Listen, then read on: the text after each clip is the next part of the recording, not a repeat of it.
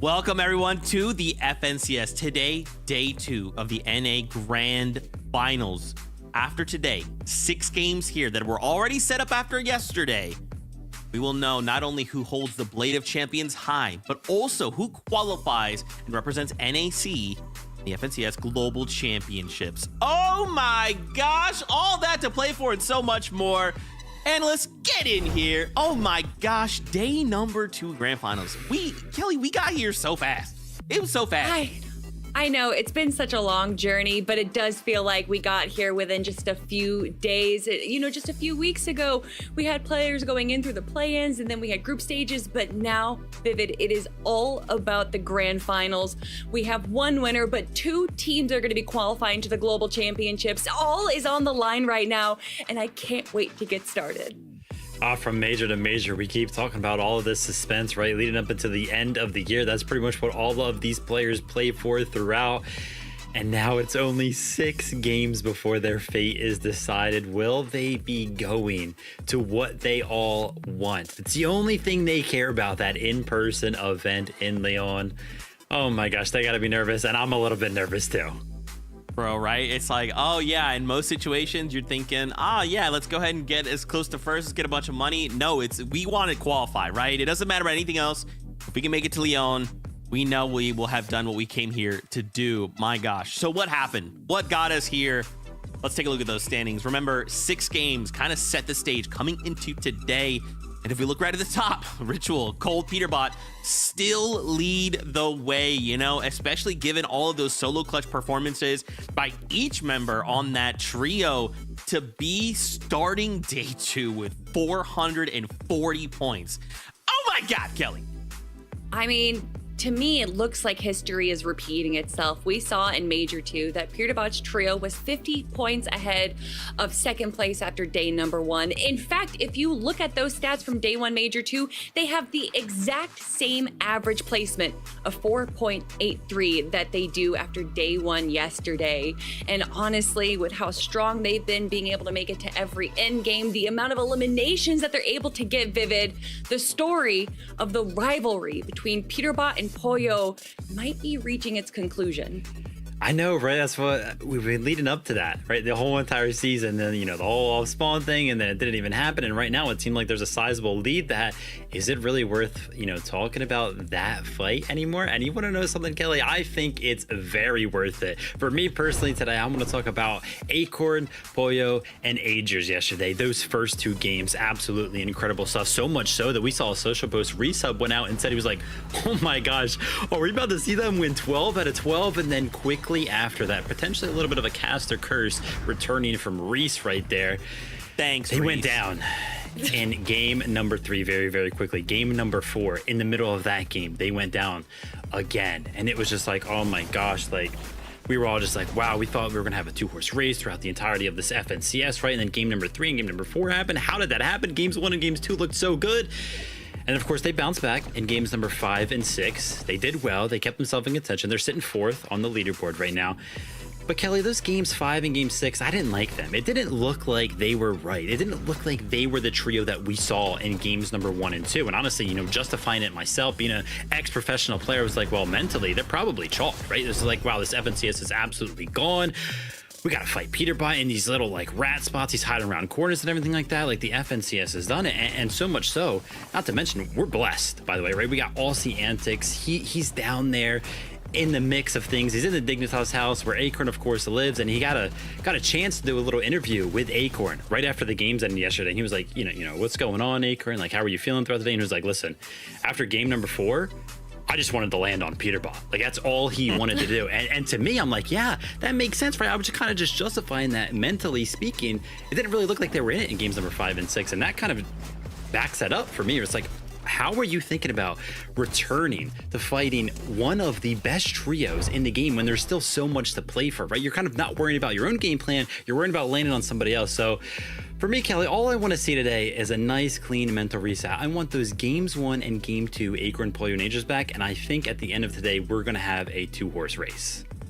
It's really interesting, the dichotomy that we saw from their emotions impacting their gameplay throughout day 1, where I think there was a little bit of overconfidence after games 1 and 2, where they kind of made some, I don't want to say rookie mistakes, but they were just misplaying in games 3 and 4. And then we saw what emotions impacted them in that way negatively. But they are so smart. They are so locked in. I think that being in this dig house and being the experienced players that they are, they understand that they had to reset and come into day 2 strong. Yeah, I want to double back to you, Vivid, really fast. So I saw that clip, right? And Acorn said something that stood out to me. And he was like, look, you know, we're playing win to win and they're playing dirty. Do you feel like that's the case? So, like, in my opinion, and you know what? And if I'm wrong, feel free to let me know I'm wrong. But the fact that all of these trios are kind of doing these things to try and win competitions, right? Like, they have a strategy. And we saw this same kind of thing happen in EU. If you have a strategy in mind, you should expect a trio to be like, oh, we know they're going to go there. We know they're going to loot here. They usually hit this place. They stop there. We can try and catch them off guard. And that's what happened. Now, of course, in the moment, Acorn's upset. He's frustrated. I get it. That's passion, baby. But do you think that that's right, that Peterbot's playing dirty? Or maybe is Peterbot trying to play to win? No, I don't think that specific play is dirty at all, right? They went ahead and bought a view. They know how they played that specific island spawn. They went ahead and played around it, and they picked up some great eliminations of it. To me, I think that's clean play for them. But you want to talk about clean play, Kelly? Why don't we go ahead and talk about the eliminations from Agers, right? Let's go ahead and take a look at the elimination leaderboard from day number 1. No surprise, we see Peterbot at the top right there, but Agers, you know, in second place. They're actually tied. 19 eliminations to 19 eliminations. Now, Kelly, we know Peterbot played out 6 games yesterday. I just talked about how games 3 and 4, they were not so good for Acorn, Agers, and Pollo. They went down early. So you're telling me right now that Agers is tied in eliminations with Peterbot after effectively only playing 4 games? This is why I'm excited, right? If this trio plays 6 games out today, I feel like they could really give a run for this FNCS win. I will say, I think part of the answer is actually on the screen right now, where we can see Cold, Peterbot's teammate, is with 17 eliminations in 4th place right now. So I think when we look at a trio as a whole, Peterbot's trio with Cold and even Ritual are able to all provide eliminations, whereas Agers was kind of carrying the team a little bit yesterday. But so many incredible teams that we have to talk about, Zeke. There is just so much that we have to go over in so little time before we get into game number 1 of the day. I know, there's just so many things to discuss. First, though, why don't we go hang out with our casters? You know them, you love them. It's Monster Face and Jacob PR. Thank you so much, Zeke. Yeah, we got a lot to talk about, a lot to look forward to today, Jacob. We've had a wonderful start to the tournament, but now things are really going to turn up. Yeah, I had one wish. I had one wish going into this FNCS. I did not want a blowout, and so far, I think I've been gifted it. I thought a 4-horse race going into this, and now it's looking like the top 8, everybody have a chance to win, and it goes to show one mistake, Monster, one bad game could cost you it all. Or one good ambush from someone like Peterbot, who clearly has showed he's willing to take tournaments into his own hands to win and take home the trophy. I really just want to see, has anyone on NA taken note? Have they decided, hey, you know what? Why not give him some of his own medicine? Because to me, Jacob, that's the real question. No, it definitely is a 53-point lead. When the start of the day, it was Agers, Pollo, and Acorn that did have that lead. Other teams kind of making their name known. Kanata's in the mix, Rise, G-Money, and Aviv. But at the end of the day, first place Global Championships up for grab. Let's go back to Zeke, Kelly, and Vivid to see what else they have for us. Bro, MDF's like reading my mind, right? Like, you know, when are we going to give Peterbot a taste of his own medicine? When are we going to do that, Lobby? Okay, everybody, we land on Peterbot. Okay, all of us, we're okay. Anyway, let's talk about, Kelly mentioned a lot of trios. Mentioned trios that could qualify, trios that could come up big here in day number 2. And of course, this is a new day, right? So just forget about everything that happened yesterday. Let's just look at these numbers and start preparing for right now. 2nd place, Rapid, Kanata, Bolt. Oh my gosh, these guys were going crazy yesterday. Game 3 victory royale with 11 eliminations, and they're just trying to play consistently. They did not have a single game outside of top 8, which is crazy. Obviously, eliminations maybe just a touch on the low side, but I'm so excited to see what they bring for us here in day 2. And what they brought for day number 1 was really incredible height control. We saw them actually getting chopped by Acorn's trio in an earlier game and have height stolen away from them. And the adjustments that they made for that next game to control height was so impressive. In game number 3, we see how high up they build their high ground, and they're using metal and brick mats the entire time. They make these connections throughout all of the zones. They have 3 different connections, so no one is able to chop them. In fact, people are looking up and not even attempting to get eliminations on them. And although you might be asking, well, what about the refreshes? Well, you can see Bolts right there using the bird form to be able to go down, get refreshes, and then quickly rejoin up with Rapid, Bolts, and Kanata. It was one of the strongest high ground controls that we saw all day, and I think we can expect a little more from them today as well. Yeah, I want to go ahead and correct myself earlier on because I was like, oh yeah, I think we're going to have a 2-horse race throughout the day, right? Peterbot versus Acorn, yada, yada, yada, if it would be quiet. I meant a 3-horse race because I also believe that we're going to see by the end of the day that Kanata is also going to be in the mix for that FNCS win. I mean, what's the third? Is the third team Aviv, G Money, and Rise, or is that now a 4th horse in the race? Because these guys are not that far behind, right? I mean, 372, and really their only like quote unquote bad game was that first game where they placed 14th with only 1 elim. But every single game after that, a similar situation, right? Only 1 other game outside of 8th place, and they had the eliminations, right? So it's interesting. We have on one side great placement, a little low on elims. On the other side, high elims, you know, pretty solid placement. I'm excited to see once again what these guys have prepared, because if I'm Rapid, Kanata, and Bolts, I'm thinking, yo, Big Cheese, Aviv, G Money, Rise aren't that far behind, man. We cannot make a mistake. Well, you know, what Aviv's trio has prepared is kind of a simple answer, and that's these mid-game objectives. We saw in game number 4, the game that they took the victory royale, that not only were they able to get a Spire, not only were they able to get a Shrine, but also the research lab. By zone 7, they had full capes, exotic pistol, 3 purple rifles, a legendary pump heals, and near full mats. Being able to put yourself into such a positive position in the end game allows you to kind of go on these incredibly aggro low ground games and get all those eliminations, which are going to shoot you up the leaderboard. Yeah, I mean, we're talking about global qualification spots right now. Only 30 points trailing behind Rise's trio right now. Booga hot on their heels, kind of fighting for those global qualification spots. I mean, Kelly, we came into this weekend saying that there are 6 qualified teams playing this weekend. Those spots could roll down all the way to top 8. No, it's 3rd right now, right? Those qualified teams are not playing as good as we thought they were. So right now, Booga's sitting in 5th place, not necessarily in that qualified spot, but I think he is close enough to definitely be in contention. Oof, and to end the day with a victory royale is definitely, we were talking about mentals, that is going to put you in the perfect mental state for going into day number 2. And we know who has the best mental state right now is Craze, because he was going absolutely crazy on the low ground yesterday. Threats and Booga had a perfect pickup with this player because they fit so well as a trio, but they just need to make a few more plays, maybe get a few more eliminations to be able to get that global spot. No, Kelly, though, if we're talking about crazy plays, Muzz, Shadow, Sphinx, right? I mean, come on, man. It's Muzz. They're in 6th place.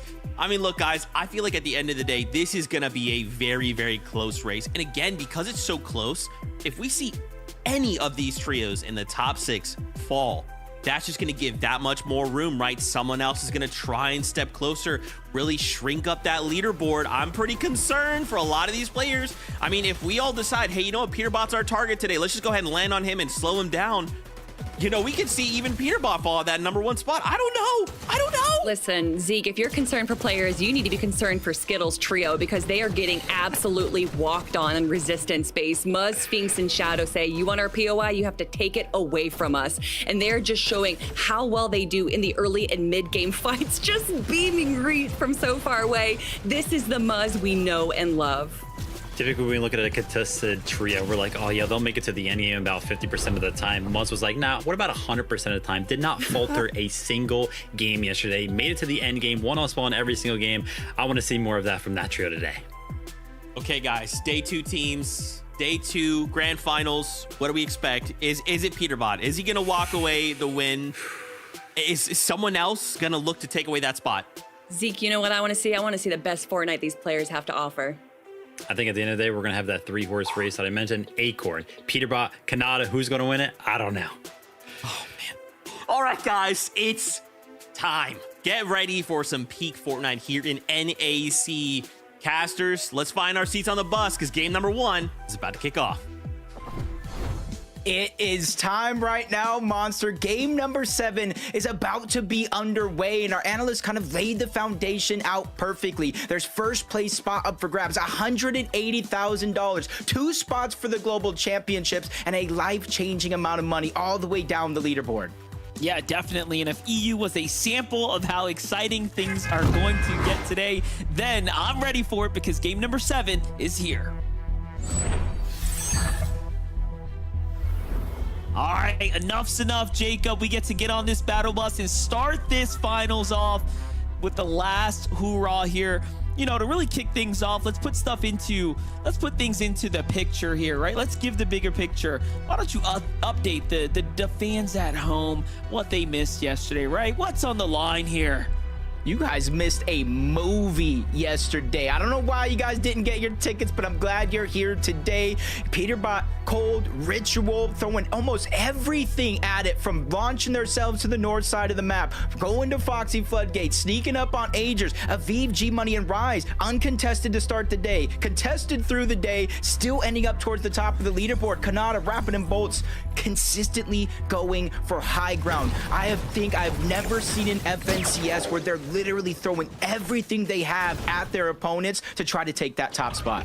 And they're giving themselves a real chance at the big prize here. And that's what makes this so exciting as we're watching them quite literally find consistency. You know, one of the big things that I wanted to note yesterday was the fact that it's been a while since we've seen even a Kanata or Acorn have such a strong, consistent day 1. These are teams that have typically had their overall performances come back in a day 2 format. So we know they perform better on the second half of these types of tournaments. And that is what's going to be really telling here today as we start to shape things up here.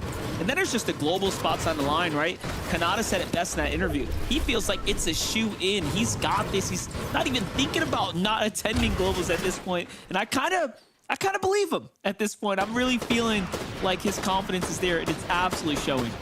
Yeah, and their gameplay, ever since that team formed, it's just been out of this world.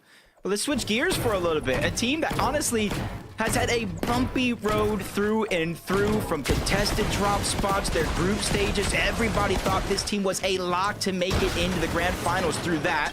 Unfortunately, they did not make it in. They had to play through the LCQ, but they were first when LCQ opens were over. They won the first game of game number 1, but since they had to go through LCQ, another team through the group stages claimed this drop spot, but not anymore. No Skittles, no Bryce, no Dash over on that side of the map. So Mud, Shadow, and Sphinx, they're going to get a true chance to play these games out. And they're probably the biggest underdog right now when it comes down to, you know, again, fighting for globals right now, giving folks a run for their money, keeping eyes on that prize here. Aoxypex and Jojo Fishy, after a strong day 1, this is looking like a huge ambush waiting to happen from both sides as well. Look at the pre-edit on Enough's side there.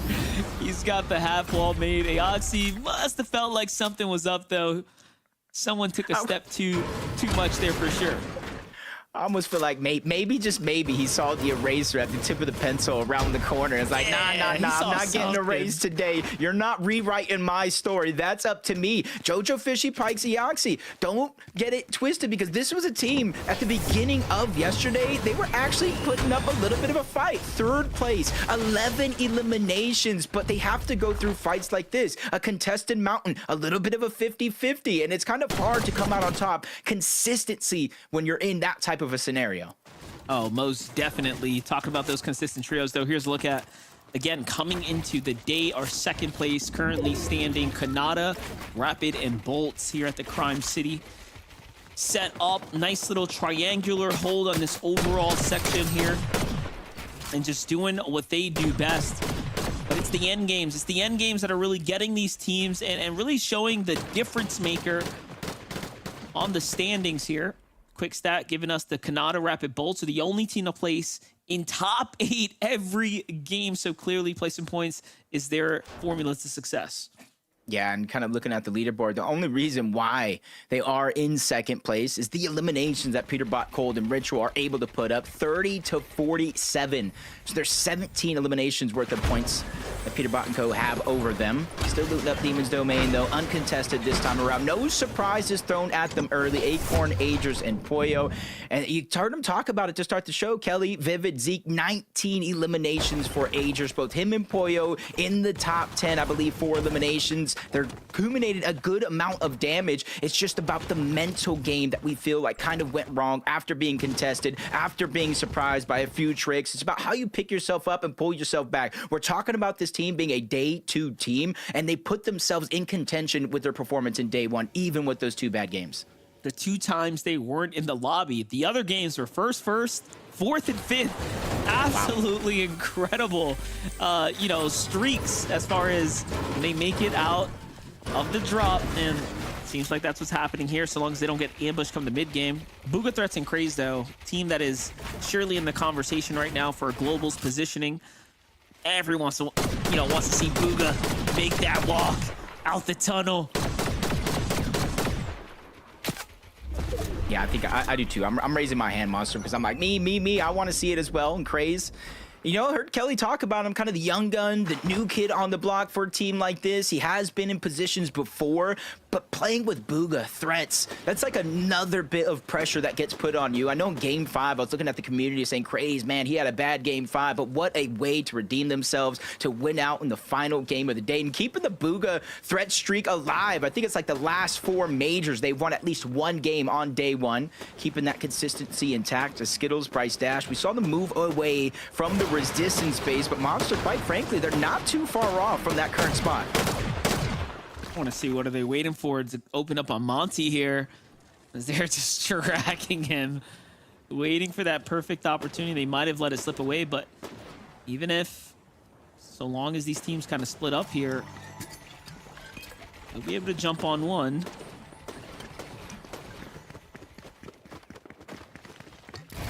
Monty would be the one, exactly that, because he's the one. You see his 2 teammates already in the tower.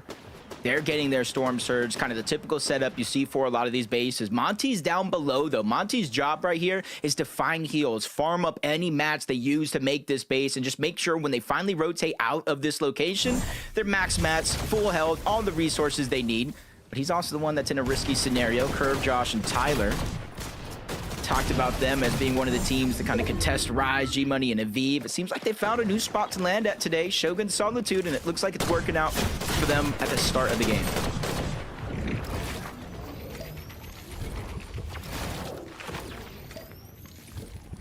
Shout out to Visuals running that face cam for the broadcast. We love to see it. Gotta celebrate those that are giving us a nice show here. But for the game kickoff, it's all about finding that surge, getting into these early game battles here. Gary, Angel, and Aimred doing it once again. Aimred's team just haven't caught a break in the early game. They are consistently finding themselves in some type of situation or another, whether it be on the north side or now here on the western area of the map. Micro adjustments seem to be kind of at play here for day 2. So far, so good for them, though. They do get this initial elimination here.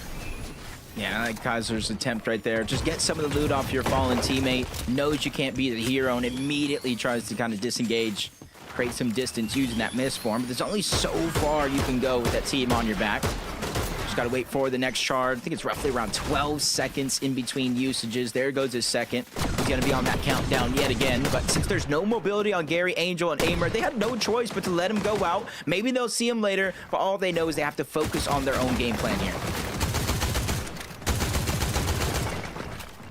It's an early game fight here for Clix, Higgs, and Yamzo right now. Yamzo leaving his team to it. He's the first to go ahead and back off now.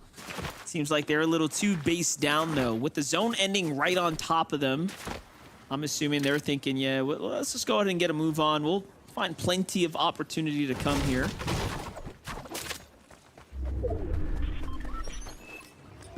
Yeah, another one of those north zones, like you're saying. And it's kind of seen the switch up of the strategy throughout the day yesterday, depending on if the zone was towards the north or if it pulled towards the south. They feel a little bit more confident to take some of these early game fights because of all those teams towards the south, they're going to have to rotate north. The teams that are landing near them in the zone are not feeling as pressured to try to go for any eliminations early other than them. As we tune in, Cold is already down. Don't know exactly what happened in this situation, but they're going to waste no time trying to get this Spire first, eventually trying to go back for that reboot onto Cold. But they need to make sure to get as much of this XP as possible, much of this loot as possible, because the chances of more and more teams trying to rotate in, especially if they saw that Cold go down, are high. Yeah, they're already picking up that B rank, and I'm not gonna lie, I didn't see anything in the feed, so I definitely missed it.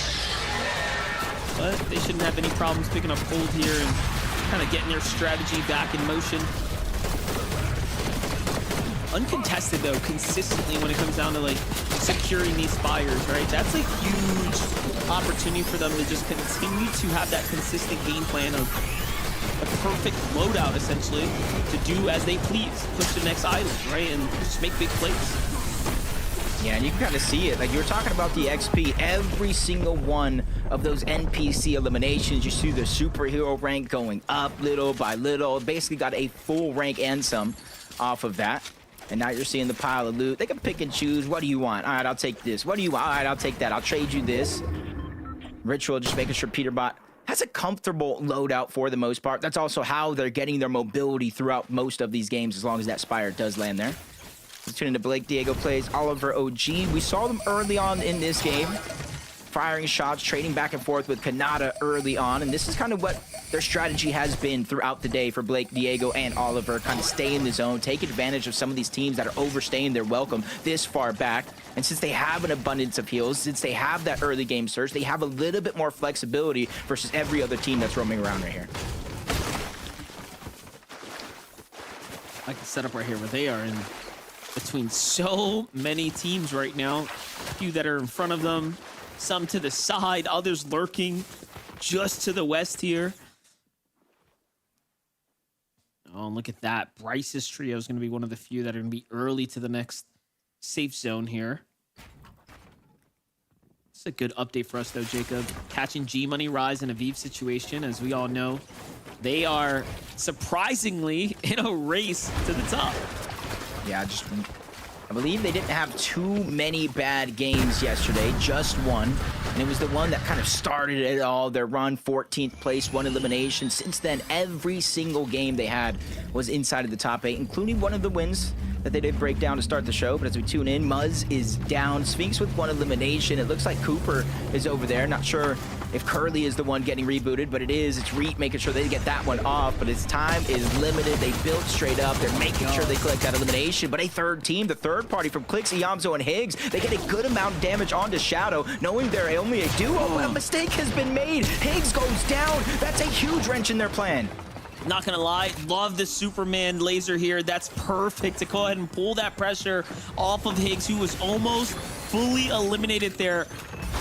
But how quickly did that just all unfold here? We have seen this fight almost break out multiple times now, where it's not one team, it's another lurking on the kind of opposing trio, just looking for opportunities.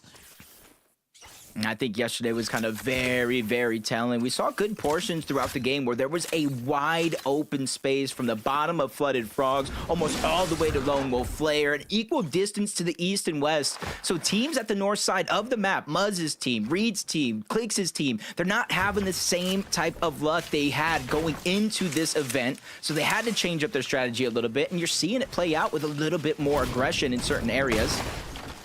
Trying to attack where they can, but all 3 of those teams are near the top of the leaderboard, most of them inside of the top 10, and have a contention for the top spot on the leaderboard. Granted, some might be praying for the Peterbot downfall because he is so far ahead, but sometimes you might have to take matters into your own hands. Yeah, he's gonna need those eliminations, right? They got a lot of runway to make up for here in this last game. Or last day of competition, I should be saying, but look at this. The Rapid trailing behind King's Trio. That's some dangerous work there, especially looking at how well Phaser in particular played as an individual, not only clutching up for his team, but he was up there amongst the overall best individual performers and what he was able to contribute to his team.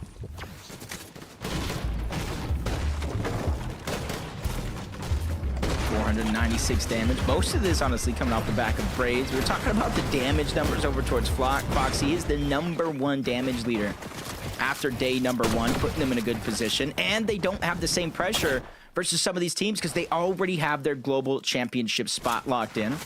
Close call here.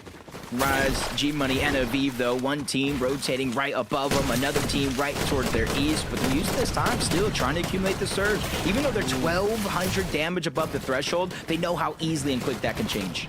Jacob, look at this. 285 below, no cold. So this could be a fight for really the whole entire tournament right here. This could be the difference maker.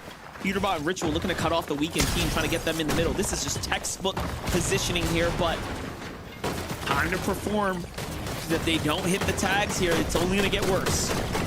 Yeah, and it's even slowly getting worse in its own right because that third-party team up above is slowly but surely trying to look over in this direction. A lot of places to hide going into Brutal Boxcars, so they do have a chance to try to sneak up on the Golden, Mason, and Chimp here as well. You see them trying to go back into the space that they got early on and just almost try to looking like they're disengaged out of this fight. They probably got notice of the zone pulling far away towards the east. And they probably got a feel of what's going on right now, and it does look like Surge has activated every 7 seconds. Now Ritual and Peterbot have officially been put on the clock.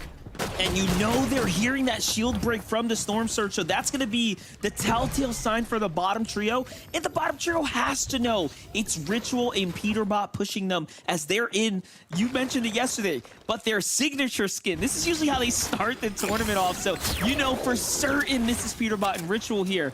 But very rarely are they below the Surge, so there must be just so many questions being asked and thrown about with these trios. Yeah, and luckily for this moment, it does deactivate. It got below the number of teams for that zone, but you can see instantly pops on yet again, and they're further below that damage threshold than I feel like they have ever been in an FNCS finals, or at least in recent memory. They're really going to have to figure it out, but they do have time. You see as we tune into Kanata Rapid and Bolts where the zone is actually going. It's not too far away from Brutal Boxcars, so in that 1-tick damage zone, it is going to continue to stay that way for at least one more. Like the positioning here from Kanata Rapid Bolts. They're just going to base down, kind of chill out for a second. Yamsado playing deep in the storm right now. No Clix and Higgs. Things just devolving for this team here. Not looking good by any means, but hey, Yamso still got a chance to go ahead and recover and remain in the game. It's a nice little rotate here from Naporta. Going to give him some distance, but there's just so much happening in this northern area. Like if anybody can do it as a solo and get his team back up, it is Yamso. 37 solo clutch points yesterday, keeping them, I believe, over that 200-point mark. But it's just got exponentially harder with the time that passes. He still has to worry about Storm Surge. He has the surf cube, but he's literally just surfing up and over. It could be a good opportunity with now 2 teams distracted for him to try to make that attempt to go for the reboot card back. Booga, Craze, Threats, always quick to rotate to the zone. And honestly, the only time I feel like they're not quick is when they're rotating to the slow side, trying to give themselves that better advantage. Oh, look at the update there. Muzz Shadow Sphinx officially eliminated our 6th place team, allowing the rest of the top 5 to somewhat maintain the lead at this current time here. Ritual Peterbot make it out this storm. They seem to have gotten an elimination right here. They are right on the team of Mason. They were fighting in the storm. They make it to the next area. Take a look at the highlight here as they come on in. Was that off the Chimp? Straight into the box. Wrap it up so quick here. Oh, Storm Surge is ag, let's say it is, but even with that elimination, they were still 377 below, 453. They essentially 2+ eliminations worth of damage here. They have 2 players right in front, but I'm sure that's not going to be enough overall. They continue to trade shots down onto 1. They do get the wipe, but exactly as I said, they're barely above that damage threshold, 51. So they can feel confident now. They can feel the pressure alleviate, but they know that's going to switch up if they don't continue that upward trend in damage. And then King team know, Oliver's team know, Reek knows. They know exactly who is in the middle there. The feed lighting up. They can hear the shots. That's going to be very interesting. Pollo, Agers, Acorn make an early rotate here, giving up their positioning to go ahead and play a little bit more center. Possibly targeted. Maybe someone broke their base from below, but clearly something wasn't sitting right with them on the previous spot now. And look at that. Off they go. Straight early rotate to the new zone. Utilizing those dashes almost perfectly. Peterbot Ritual back into the mix. They don't have the luxury, the time really to kind of wait around. They have to fight here and now. And on the flip side, though, with Cold being down as early as he has, a monster, there's no team in this lobby that's going to get this type of situation ever again with them going down. I don't even know when he kind of disappeared out of it overall, but they're a duo. They got to take them out. They got to cut down that 53-point lead. And I don't think anybody has been in a position to start to feel confident. They've been through 2 different teams so far, Chimp, Golden, and Mason. Now this team, full trios in a 2v3 situation, fighting with Surge on their backside, 110 down to 81. They're starting to fall below the damage threshold and a max pool for this next zone. If they figure out a way out of this, I'm not sure anything's going to be able to stop them in this game. Yeah, well, clearly they're going to be able to make the rotate, but the damage is obviously going to be extremely concerning. But look at this, Peterbot making the call like, wait, if we go through this tunnel, we lose all the time on the clock, right, to fight, but we could go up and trail that other team instead. They are going to stay down low. And look at that. There's a team waiting on the other side of this mountain. Wow. 183 tag. Ritual's got to either back up Peterbot here or something, but Peterbot clutching in when it matters most, finding a little bit of damage is still not enough. It's actually Reach Trio who's on the other side here. The damage being dealt, everyone's kind of feeling it here on the lobby.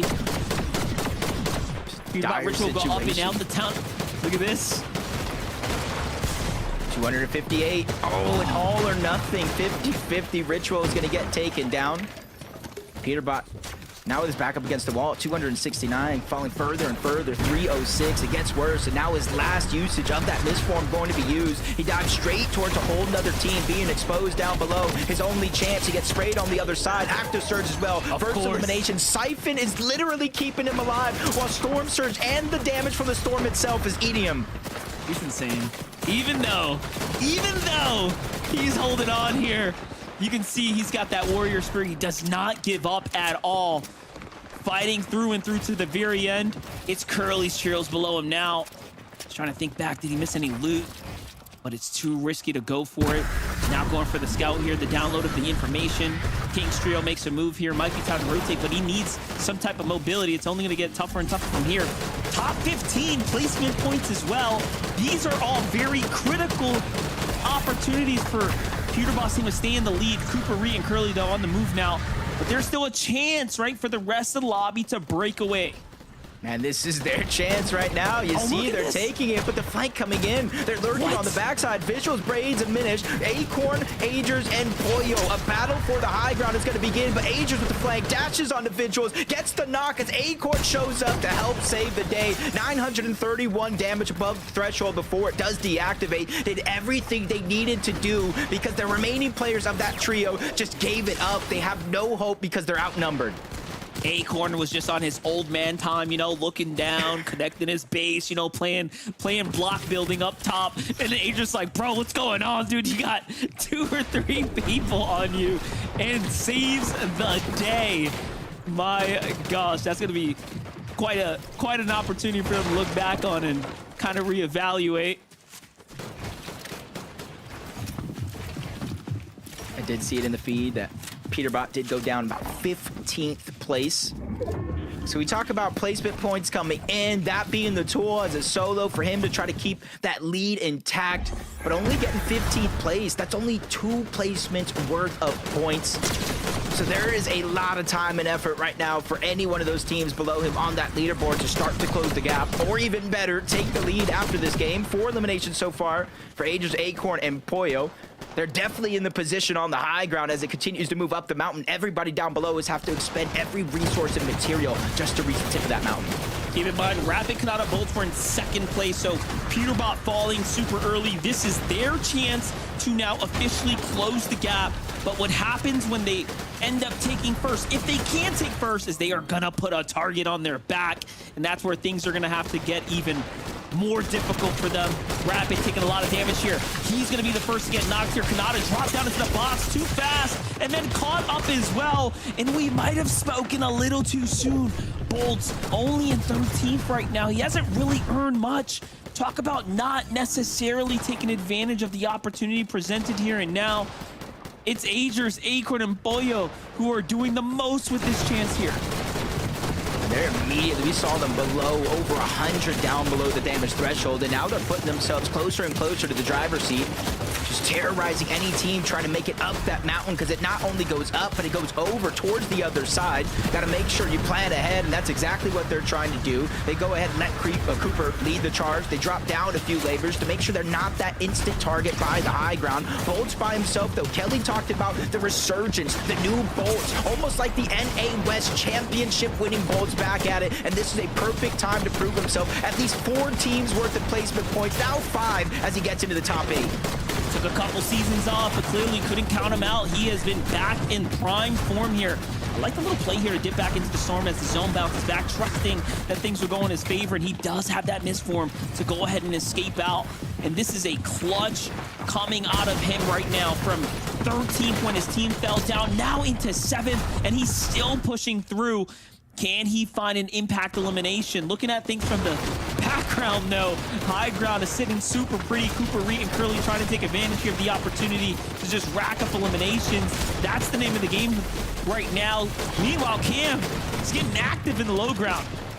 Yeah, you can see Donnie. There's not too many full trios left in this game, but Seek's wandering around. He has 180 on the Chug Jug, minis as well. He just needs to find a way to let the dust settle and get those heals off, but there's players above them. There's players down below, one of them being a full trio right here before our very eyes. They're looking for that opportunity to continue to keep contested as they're dominating the low ground. You see them creating more spaces. Agers and Pollo have dropped down low. Now they're playing Disruptor. They're making sure nobody has a chance to heal off. Agers caught Boats right there and shut them down, sent them back to the lobby. Top 5 now for Reed, Curly, Cooper. Back into the mountain this endgame goes. This is quite a zone ending here if we've ever seen one. Meanwhile, Misform plays, or Med Miss plays way deep into the storm. Donnie with the jumping shot there onto Cooper's gonna go and find himself elimination. Cam swinging around the outside.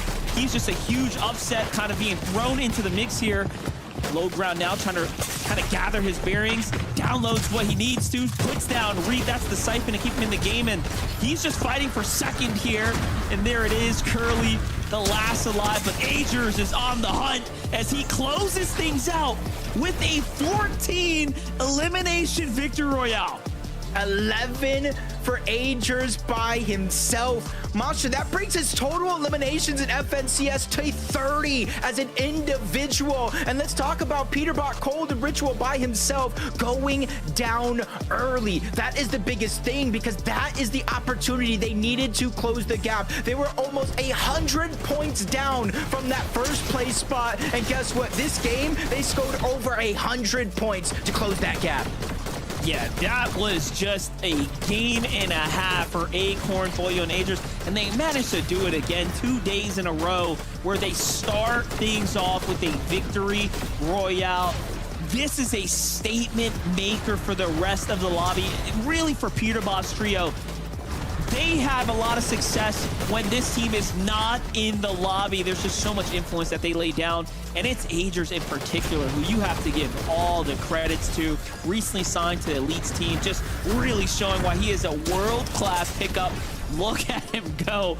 The performance is there, the victory royale was there, and congratulations. Game 7 goes to Agers, Acorn, and Pollo. Zeke, what a way to start this tournament. Guys,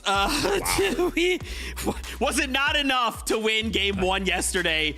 Now we come back and win game number 1 of day 2 in such a just crazy fashion, right? They had everything that they possibly needed. They had height in 9th. They had so many heals ready. They left Pollo up top to go for that heal off if necessary. I mean, everyone had little things I don't know if you guys saw at one point, Acorn had 2 med mist in his possession. If things got really crazy, he could look to make some plays. Oh my gosh. A statement has been made, friends. A statement has been made. the start of that statement definitely had to have been when they ramped up for height, and we see Visuals Trio ramping up just behind them. And for a moment, they weren't even turning around. It looked like Acorn, Pollo, and Agers were going to lose height as soon as they took it, but they immediately turned around. Agers responded so well, and they, were able to just kind of control high ground from the rest of the game. Yeah, I mean, when you look at the statistics, when you look at the eliminations, everybody's gonna be like, wow, Aegis is the MVP of that game, right? Picking up solo 11 eliminations, and yeah, absolutely. But that play that Kelly's talking about when Aegis was actually able to take the 1v1, the visuals, to kind of ford off that 3v3 that was about to happen on the high ground, that for me is why he was the MVP of that game. He defended the high ground, he defended his trio as a whole, and oh my gosh, I mean, I called for it. We called for it. Kelly, we were like, listen, there needs to be a mental reset coming into the day. We know how good they were in games number 1 and 2 yesterday. We got to find that trio again. And let me tell you something, nothing like a good night's sleep to go ahead and bring them right back to where they're used to, straight up to the high ground. Oh, that was a great game. Oh man, Viv, thank you for bringing that to our attention, because you're right, that mental reset, it was enough. Now, how does this impact the standings? We knew coming in, Peterbot was in first place. Is he still there? We'll find out after this short break. I know. We'll see you real soon.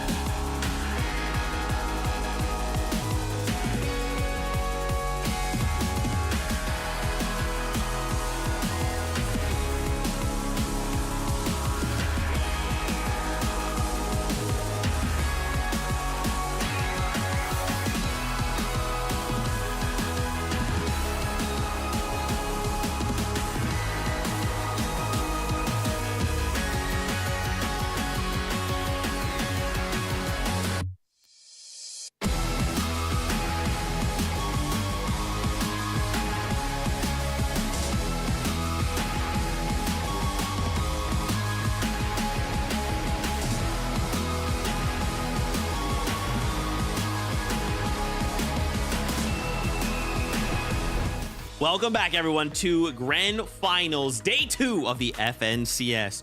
We knew that Day 2 would provide some entertainment.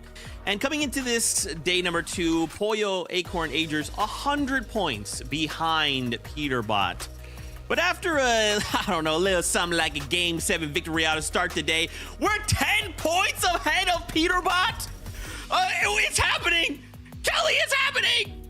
Yeah, at the start of the show, when I said that history was repeating itself, I was talking about Major 2 to Major 3, not day 1 to day 2. So that means that Agers, Acorn, and Pollo are going to get the next victory royale as well, possibly. But honestly, I got to give the floor to Vivid, because Vivid, you called it at the start of the show. Agers, Acorn, Pollo needed that mental reset, and that's what we got. Worked out perfectly for them. I mean, Agers dropped 11 eliminations, beautiful stuff there, but it's going to be on the back foot, right? Them kind of losing the lead in Peterbot there. Storm Surge was rough that game, right? They're kind of used to going, head to head, shotgun, box to box, wall to wall, but no, like these games were completely different today in the sense that like yesterday when we were in first, second zone, it was like, whoa, there's already 75 people alive. This is getting quite, a lot of eliminations are going down. And then today in game number 1 of the day, there was like 90 players alive at that same exact moment. So a lot more passive play style. But I mean, jumping right into the end game, Kelly. Bolts kind of holding on for the trio with that solo clutch. Incredible stuff from him. I just want there to be some kind of highlight reel showing the bolts that we had for Major 1 and then the bolts that we have for Major 3, because I would never guess that this is the same player. He is playing absolutely lights out today and all of yesterday as well. When it comes down to solo clutches, there's honestly rarely anyone better than what we've seen bolts be able to do. Not able to get the game that they wanted exactly, but honestly, even if you're in a shambles situation, being able to put yourself up even just a little bit is exactly where they want to be. Yeah, they're fighting for those few spots, right? And again, all these trios do the same thing, right? They're just saying, here's what we got given this game. I'm going to try and make something out of it. To put up a solo clutch like that, especially in the first game of the day, oh my gosh, I'm telling you, these next 5 games, this trio is going to pop. Cooper Curly also showing up here in this last game. Man, oh man, we do still have ground to cover, right? The job's not done, but now we're in top 10 right now. So I'm very excited to see these guys. Again, I'm wanting to see what all these trios are improving upon, right, in day number 2. And for this trio, I'm liking what I'm seeing. It's better late than never. And if you look at the first 5 games that they had yesterday, it was not looking too good for them, although they still were able to get a few eliminations. But it was that final game of the day where they got second place with 8 eliminations, where they finally started to turn things around. And I love that we finally get to see them up in our top 10 leaderboard, because being able to convert that minor success in day 1 into another success for day 2 is so pivotal. At the end of the day, all I can do is learn, and be better tomorrow will be a different story, quote unquote Cooper on socials. And I can tell you right now, he definitely learned a lot yesterday and was definitely better already today. We also got Booga, Threats, and Craze still kind of maintaining towards the top of the leaderboard right now. Although, they did close the gap to that qualification spot, right? We kind of entered today. They were 30 points behind. Now they are only 12. I saw them jumping around in the late game as well, but they became victims to the old Agers up on the higher ground. He was providing a little bit too much damage with the rifle up there. Can't blame him. Yeah, as far as loadouts go, this is definitely one of the rougher ones we see. He does have the exotic pistol, but as far as Craze, who's usually the double key fragger of the trio, he was a little bit left with a weak loadout. And unfortunately, they weren't able to get those eliminations that we know that they are able to do. But still, we talk about consistency for this trio, and they are still consistently making it to the end game, although this definitely being one of their weaker games that we've seen. But still, 5 games, we have so much more to go, Zeke. Yeah, look, this is just the feeler game, right? It's just the first game of the day. We're all warmed up. Now it's serious time. Everyone, let's all land on Peterbot. Anyway, let's go back to our gas search for game number 8 of the FNCS. Already after 1 game, Monster, this entire tournament continues to heat up. I wanted a close one and we got it. 10-point lead for first and second place, and Booga, Threats, and Craze have even closed that gap for a global championship spot by 12. Yeah, and I'm just looking at Acorn, 3 victory royales, and then second place Peterbot's trio, no wins at all. The best they've gotten is a second and a lot of thirds. So just really showing the different caliber, the different play styles, and different journeys they're going through to make their statement here on the standings. So with game number 8, let's see it all go down. One more time, let's get on the bus here, and see if whether or not Acorn and team will be faced with resistance. It almost feels like a coin flip every single game. We just don't know what we're going to get. Clearly, we know there is that target on their back.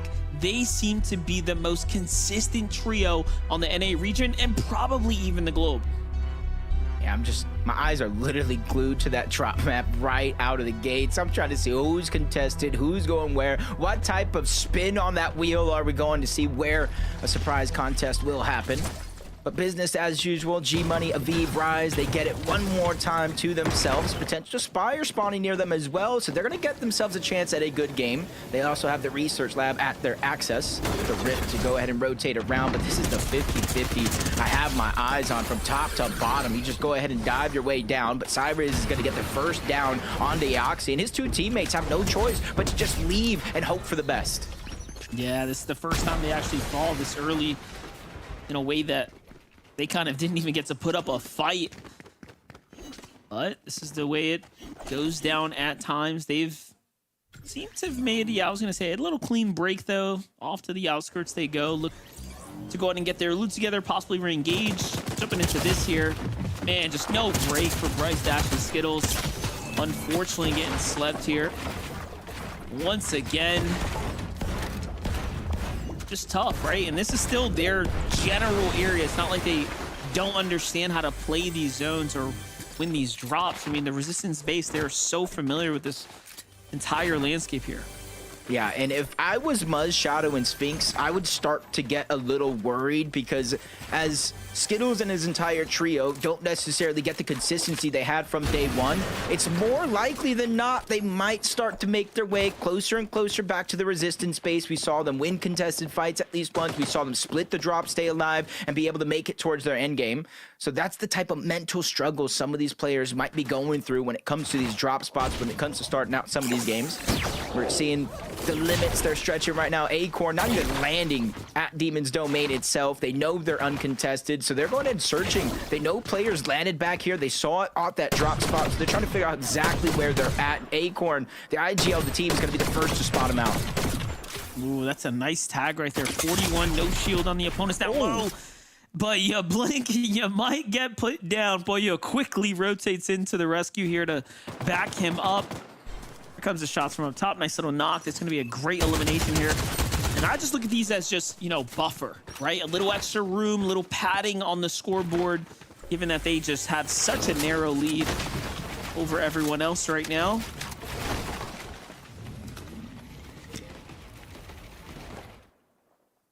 That was good for Pollo to kind of just close the distance quickly there just to make sure that he didn't run away because his teammate was there. They might not necessarily know it, but we see he did have some backup on the way. Canyons crossing, though.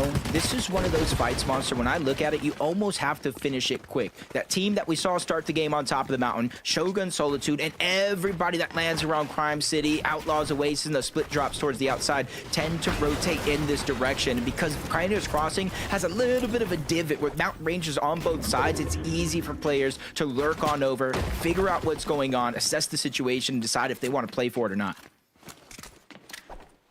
Yeah, definitely. You see teams get farmed for tags all about this area when they're rotating. Peterbot already making a move up. This is very reminiscent of the last majors. That early rotate up towards the Lone Wolf. They know how to play this out. They know there's good opportunity to find a somewhat of an ambush set up here.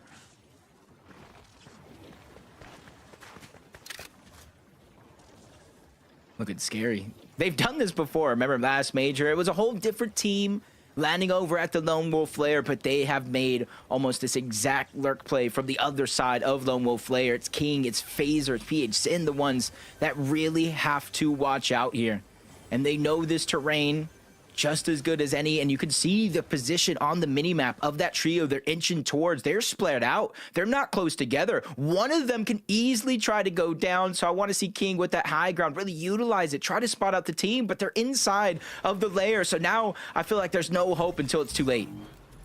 Yeah, and I doubt they're going to make any type of noise indication here while King is full farming here. Look at this, jumps down.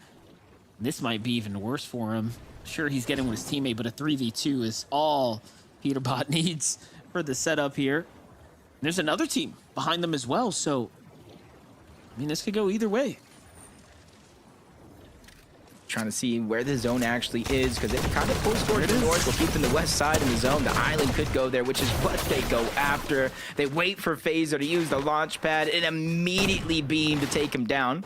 And you see in the minimap, they're just trying to disengage. His two teammates aren't even necessarily together. That's exactly what they were looking for. The island on this side of the zone. They got distracted, but the lurkers are now becoming the lurked. Clix, Yamzo, and Higgs are making the same exact play. This is just comedy unfolding, working in tandem at this point. They don't realize their team's already kind of gone, but their minds definitely moving in the right direction. How can you put yourself in a position to obviously catch these teams off guard? And if they somehow end up crash coursing even on Clix Trio here just in a couple moments, that'll be devastating in its own. But nope, they catch PH in off guard, and just a matter of time. It's not looking good. You see how good the lasers are too, Jacob, especially in the early game like this when you have the opportunity to really put it to use. They know. They know, though. They know exactly. They probably saw that first elimination in the feed. Peterbot picked that up. They lurked over to Lone Wolf to try to get him. They ran into King Phaser PH teams yet again. And as soon as they heard that riff, they knew they already have high ground. They're already towards the island. It would be a bad play to go over there and try to contest that. So they're going to continue on with the rest of the game. Hopefully the zone pulls in their favor, and that could be a second moment for them to try to strike. It almost looks like they want to stay at the Lone Wolf. We'll end up seeing how that works out for them. A little update here with Uga, Crazy Threats. 32 points already earned on the day, so pretty strong start. But it's all about staying consistent for them. They want that global championship spot that we know is prestigious and up for grabs right now. One thing's for sure, though, Kanata wants it too. They are definitely leagues ahead right now on the scoreboard here. About a game's worth in the distance. And then you have G-Money's team. They're trailing right behind. So who all is going to take those last couple spots here is definitely one of the bigger questions. Ooh. Not sure they know, but that was some great shots. Across the map from Clix, Yamzo, and Higgs. They're getting Lone Wolf Player is in the zone. So contrary from how we saw Clix, Yamzo, and Higgs play towards in that last game and a couple of the games yesterday, getting aggressive, trying to play for a Storm Surge, they're kind of switching it up. They realized, hey, we went down a little earlier than we hoped in that last game. It wasn't a part of our game plan. We didn't expect it. So now they're trying to slow things down, put a pause on everything, recollect themselves, and play exactly like we're watching Cold Ritual and Peterbot play here for Surge. Let it other teams make those mistakes that you can then capitalize on. And Cold just throwing out markers right now, trying to see if he can fish for any trios. Hasn't got a break yet.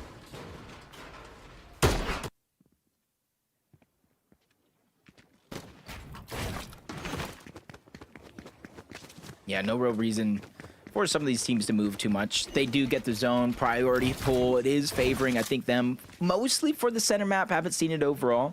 And the same thing with Blake's team on the other side, but it looks like they might be getting lurked on by Madden and his trio.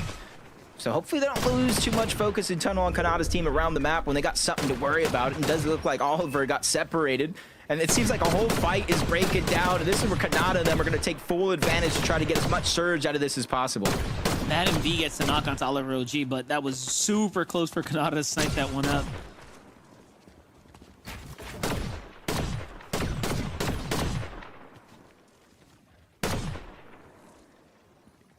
I like that coming out of Bolts. 18 points, solo points in that last game, making them the #1 player in terms of solo clutch points for the game. And you got to think Rapid and Kanata got to start be feeling a little bit more confident with each and every game that passes, saying, hey, we might have to do less. Bolts is doing the most, especially when it comes to those solo opportunities. But we saw Oliver G go down in the feed across the map early on. 3v2 here. Blake trying to fight back. You see he's burning through his materials, changing layers, trying to stay alive. Inadvertently separating a little bit too much from Diego plays. He's trying to find his way back. Diego looking to back him up, though, trying to find an angle. It's still a 3v2, though. This is not easy by any means, but Blake flexing his capabilities right now, but still, it's not going to be enough as Liam just a little too aggressive for his liking here. gets the better of him. And then you know that Kanata Trio's just watching this, chipping away shots here at the builds and whatnot. I feel bad for Diego Plays. He's in such a rough spot here. There's so much ammo in those Spire rifle clips. You can literally spray for days. You chain him with your teammate.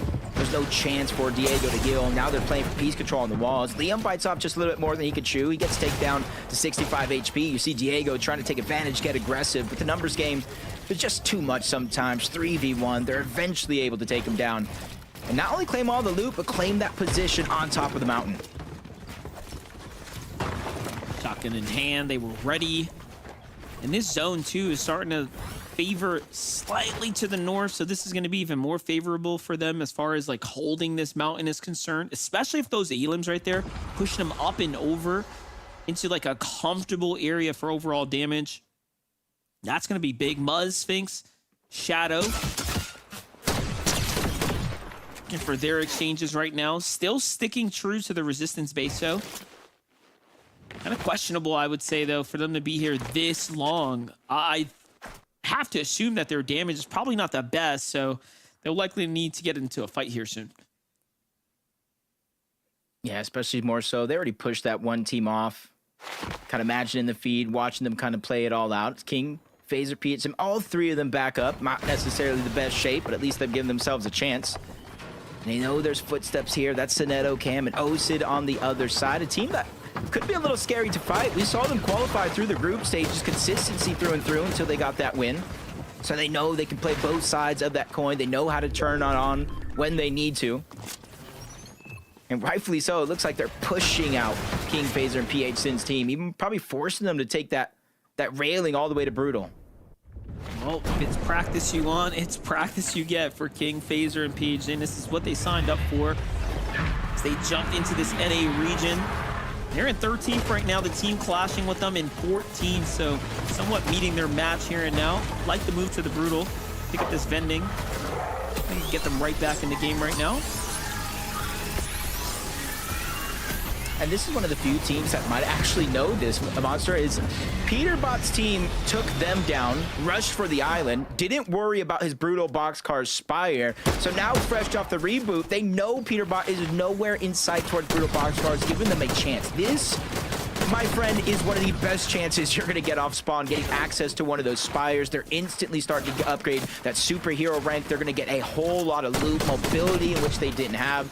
So I'm interested to see how far they're able to take this game with a huge second chance. Rise, G-Money, and V making that far rotation outside of Outpost, across Foxy, trying to get into the zone. They're beating a few teams back there, and since they were kind of shooting back and forth with some of those teams, they could realistically position themselves on one of these mountain ranges to continue to look back like they're doing now. Definitely got to play for key positioning here. You don't want to get caught between these valleys like Braids and Diminish, almost forced to go deeper into the storm. Little fight, including here, seems like. Tyler, Curve, and Josh trying to jump in, but whoa, what happened there? Must have been a crack in the build. Someone squeezed some shots, and it's Aaron's trio. Oh, yeah, it's a full team as they were going to finish up blue, but just, I guess, got a little too tunnel vision there. That's going to be Raz for them. It's only one way into those labs underneath and multiple ways out. Sometimes it's not even worth the risk, and you see why. Teams waiting on the outside. There's sometimes some grids that you can't even necessarily build on there as well. It's a good spot to plan ahead and really try to get that sneak attack, which they did find success onto one. And you're seeing exactly why they're going for plays just like that, Monster. Only 68 damage above the threshold. Even though it's early on, we know that's going to change in the blink of an eye. Back and forth right now. Seems like the Jig duo made it out of the lab itself. They have a chance to kind of fight this one off here. A couple bandages, though, to give them a little bit of room. Fred's team doing the same here, so it'll be all or nothing here shortly.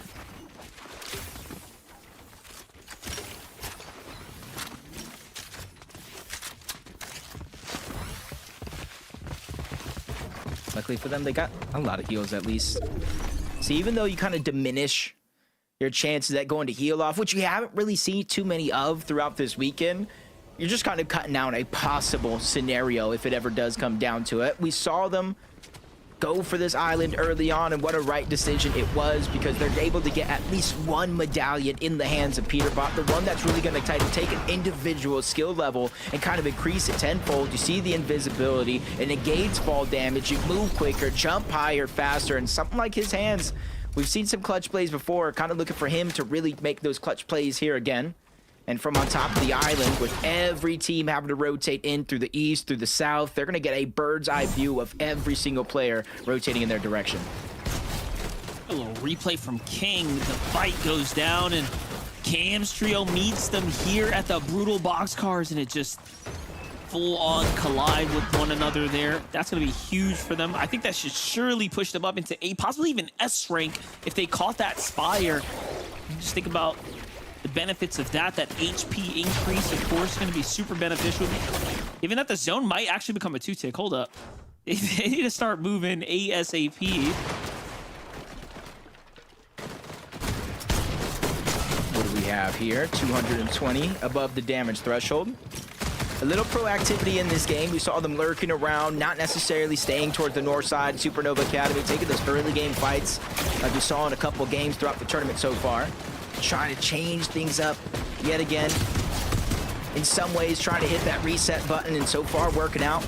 We're able to take that slow roll and approach to get that knock on the seat, but you see them trying to fight their way through. Joji's playing defensive, trying to save the body. Donnie is as well, and he lands a good shot onto Clix to try to slow things down, and more teams are now rotating into the zone in this direction to make it tougher and tougher for anybody to try to clean up the eliminations. Yeah, that's the problem. I'm not sure if Clix's team recognized that there is 2 teams shooting in from the outskirts here.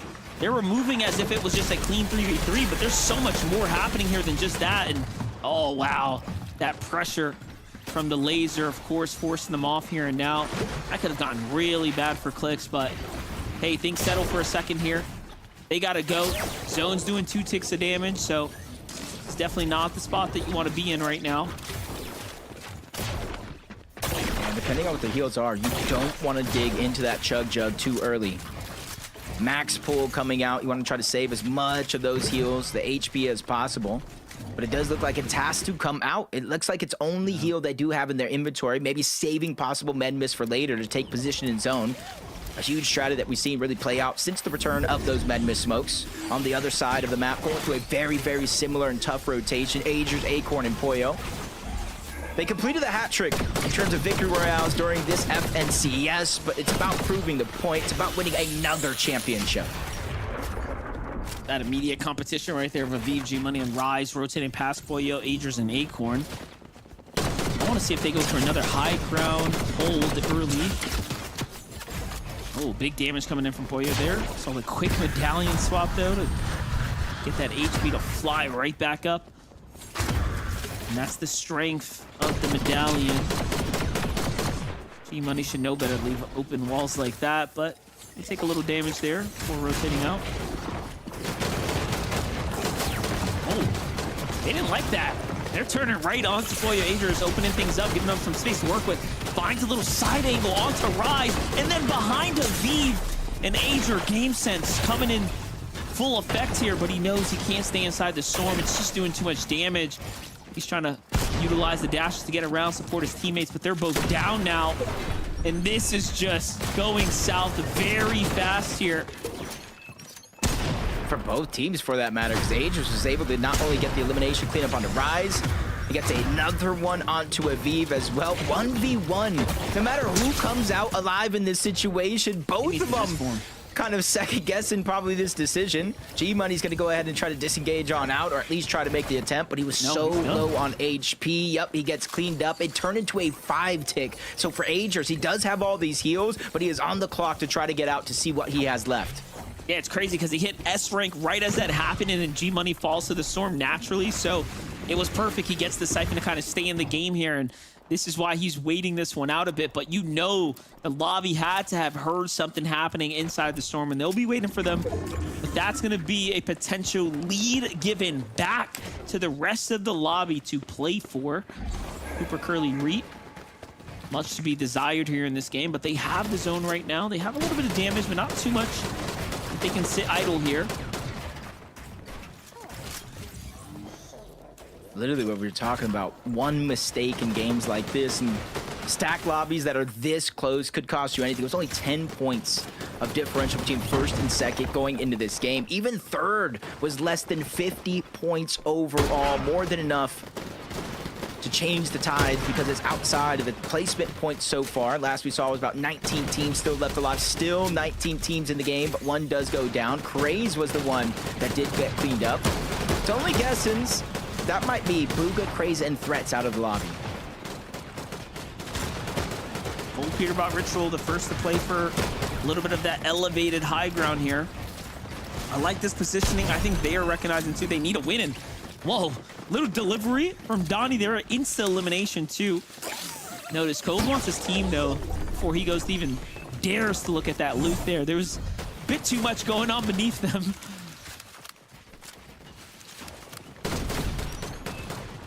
Yeah, no knock. Straight elim, Booga, Craze, and Threats officially out. Around 19th place, so no placement points for them so far. Clix, Yamzo, and Higgs are feeling the pressure from across.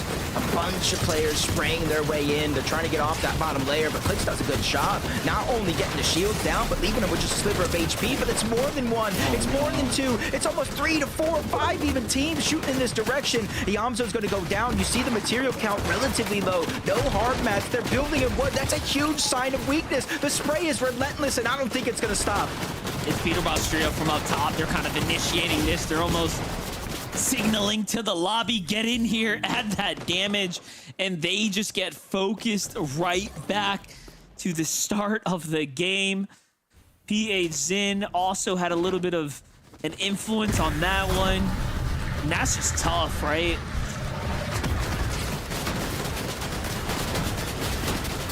Oh my gosh. Yep. This entire pocket right here, bad news, bad business. I feel so bad because I've been in that situation. I'm not even a 10th of the way as skilled as these players, but I've been in that situation before, and it sometimes feels like there's no hope of making it out, and already 2 different teams got claimed because of that entire situation. So a 10-point lead is almost guaranteed to be diminished yet again. Peterbot, Cold, and Ritual. But let's go ahead and say Kanata, Bolts, and Rapid as well have a chance to move up the leaderboard as well. From third to possibly getting second or first. Oh, most definitely. They were one of those teams in the focus fire. Peterbot getting a little sample of what that feels like. And he knows what to do. Change layers instantly there. Gotta give it up, and it's Kanata who goes up top as well. But that same team just focuses onto them. And then Bolt has to come in, pick him up in misform, but Rapid puts a little wall down there, so kind of slows things down for a second, but the pressure's still coming through. King's Trio's the one on the other layer right in front of them. They actually leave Kanata behind, so clearly Rapid couldn't even pick up the body. Wait a minute. Might get him. They might get him. It's a miss. Med miss there. Kept him in the game. I don't even know who dropped that. It could have been Rapid. Could have left him there with the med miss. Who knows? Just have to find out later. And they have a couple of more in their inventory. Crazy. And you see Bolts, the selfless play coming out of Bolts. Yo, my man, you could take this cape. You got it. I got some dashes. I could smoothly move around, maybe just a little bit better with my health, shields, and everything that I have. But the high ground goes on over to Josh, Tyler, and Curve. They've been through the ringer so far during this FNCS, but it's a day 2 opportunity to start to build that confidence and have an avalanche of momentum start to go in your stride. You know what? You got to give them all the credit. The way they managed to really bully high ground right there. It was their doing of focusing in on anyone who wanted to contest them and see eye to eye. And just like that, it manages to give them a little bit of a lead here in the lobby here. And they're determining the pace of this endgame. That is not something you see a newer trio like this do. A team that hasn't had as much experience in endgame, but they are playing like professionals right now. I mean, look at that. You got Peter's team in shambles. You got Kanata's trio clearly in shambles. And look at this. The pressure coming from the top down is exactly how you're supposed to do this. But somebody looked up. Somebody looked up and chopped it down. One of them is going to fall. Overall, Cole's going to go down as well, so it's not going to be for free. Cole's trying to break his way into those cover. The zone is doing so much damage. He has to try to find a way out. He doesn't have the misform. He cannot cape to the other side, but Cole goes down. That's the siphon he was looking for. And 90 left on the chug and the cape as well. Bolts is making magic happen right before our very eyes. Still clutching up. Meanwhile, Curve also finds an Elim on the backside of zone onto Peterbot, and then another one too. Muzz, Sphinx, and Shadow though back in the mix here. Shut down the momentum. Josh was building up with Curve's trio there, and now leaving Curve by himself. And that was a 12 elimination, 5th place for him, but Bolts is the one who's gonna go ahead and put the stamp on it, and he is still going in this endgame. And Bolts, I saw it rapping for a little bit. Kanata's even still alive. Out of the shadows, he emerges, but a whole trio still down below. Reed, Cooley, and Curly. They're on the other side, but they have to go left. They're just dictating as much of the flow, and even Curly does it again, cutting off their path. Bolts got dropped down to 3 HP, forced to use that misform to try to go to the other side, lands in the zone. He has 40 on the chug. He can't get to full health, but at least he has an opportunity to fight back. He loses his teammate along the way. He's the only solo left in the lobby, but it's not for long. He's gonna get taken down. 3v2 opportunity for Muzz, Shadow, and Sphinx to close this one out. This is big here. Muzz jumping around. He's got that visual, trying to just stay low key here, but cutting them off. Shadow comes down as well. Shadow's just one pump away from getting sent back, though. He's got to be careful. Misform, though. Perfectly done. Down goes Reet. 2v1 situation. Cooper, you're good. But Muzz is here to clean things up, and just like that, they sweep the dust under the rug. Well played for them as they start to put themselves closer to the top.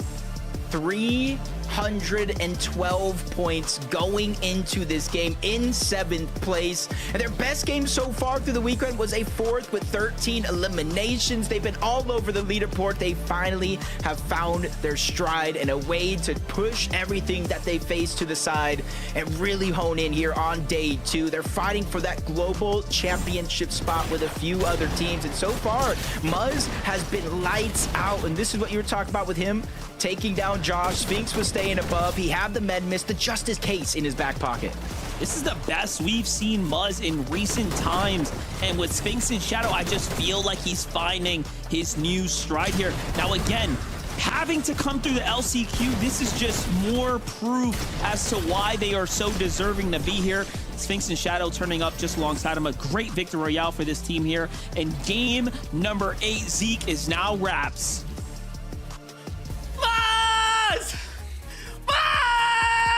Let's go! My king! He got himself a victory royale! Let's go! Kelly, you didn't believe in Muzz. I did. You know what, Muzz? She specifically said, I don't believe in Muzz. There's no way. And I said, no, everyone believes in Muzz. Kelly, that she didn't actually say that. I'm just making that up. Is that a voice recording of me? Oh my gosh. Yes, it was. I recorded the message. Muzz, Sphinx, and Shadow get themselves a victory royale. I love in this game, for a moment, things look a little grim, right? We're on the low. We don't have much going on. And suddenly in the 11th zone, they're like, hey, what if we just go for height? Like, what if we, I don't know, one up there, right? Like, what if we just take that? And then this kind of leads them to win the game. Yeah, Muzz, Shadow, Sphinx did an absolutely incredible job there. Watching the low ground, they were sticking to the front of zone and even using some early med mists into Storm to make sure that they're controlling the front of zone, which allowed them to kind of get better awareness onto where high ground was. And like you said, there was no high ground. So going for the eliminations, able to take kind of this like middling high ground, but in reality, they just were going on the aggro. They didn't allow anyone to really like stay calm, compose themselves, and instead able to get those eliminations and that victory royale. Yeah, I mean, able to find the needed momentum for the victory royale right there, right? That typical position we've been seeing on the low ground where you kind of position yourself right off to the side of the moving zone so you can see everybody kind of rotating in on the ground. That's just lagging a little bit behind. They pick up an elimination there, have the resources to go ahead and justify going up for the high ground. And like Zeke mentioned, there was nobody on height, so they didn't have to take it from height. They just kind of just walked up. We'll talk about all that mess later. But yeah, a good win for this trio, especially in terms of making sure that they stay in contention for that global qualification spot. Oh man, of course, this is what's gonna happen. Every game, the settings are gonna change in ways that that are not predictable. So what we're gonna do is we're gonna go to a break. When we return, though, we start to kind of break some of this down. But for Mud, Shadow, and Sphinx, this is really good. We'll see you soon.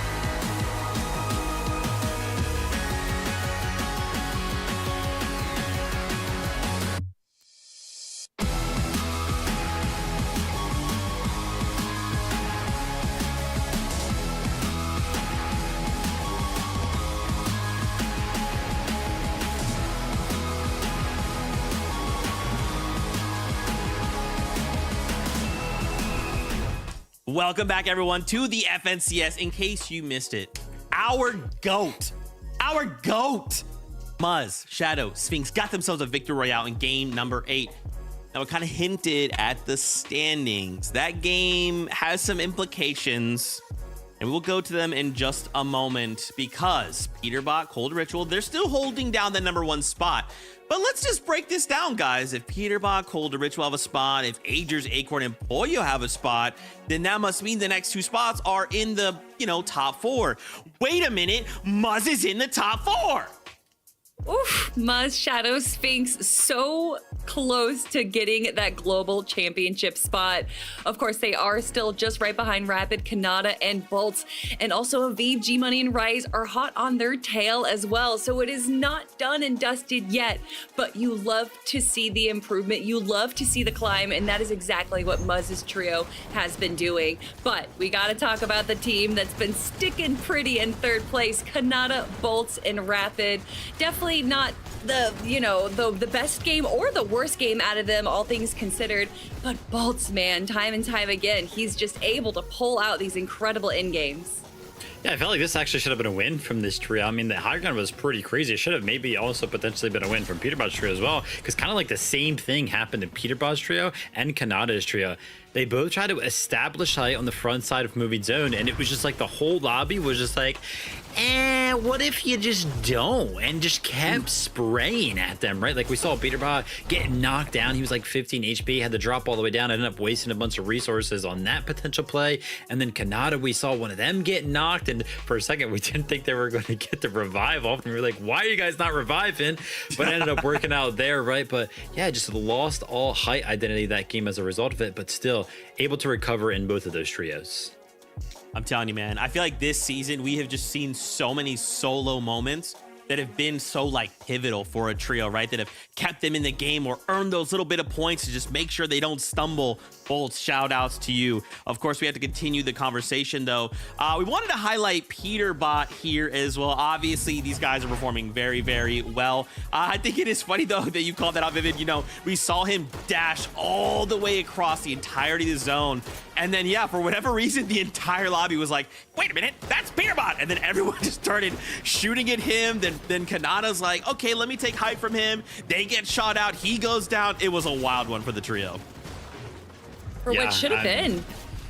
Just crazy stuff. You know what I mean? Like it should have, like Kelly was saying, it should have been, you know, pretty easy high ground. They had it established. And then, yeah, it was just like the dashes came out. It just couldn't establish it fast enough. Yeah, for what should have been their game to win, especially after getting Rift Island pretty handily and having high ground for a few zones as well.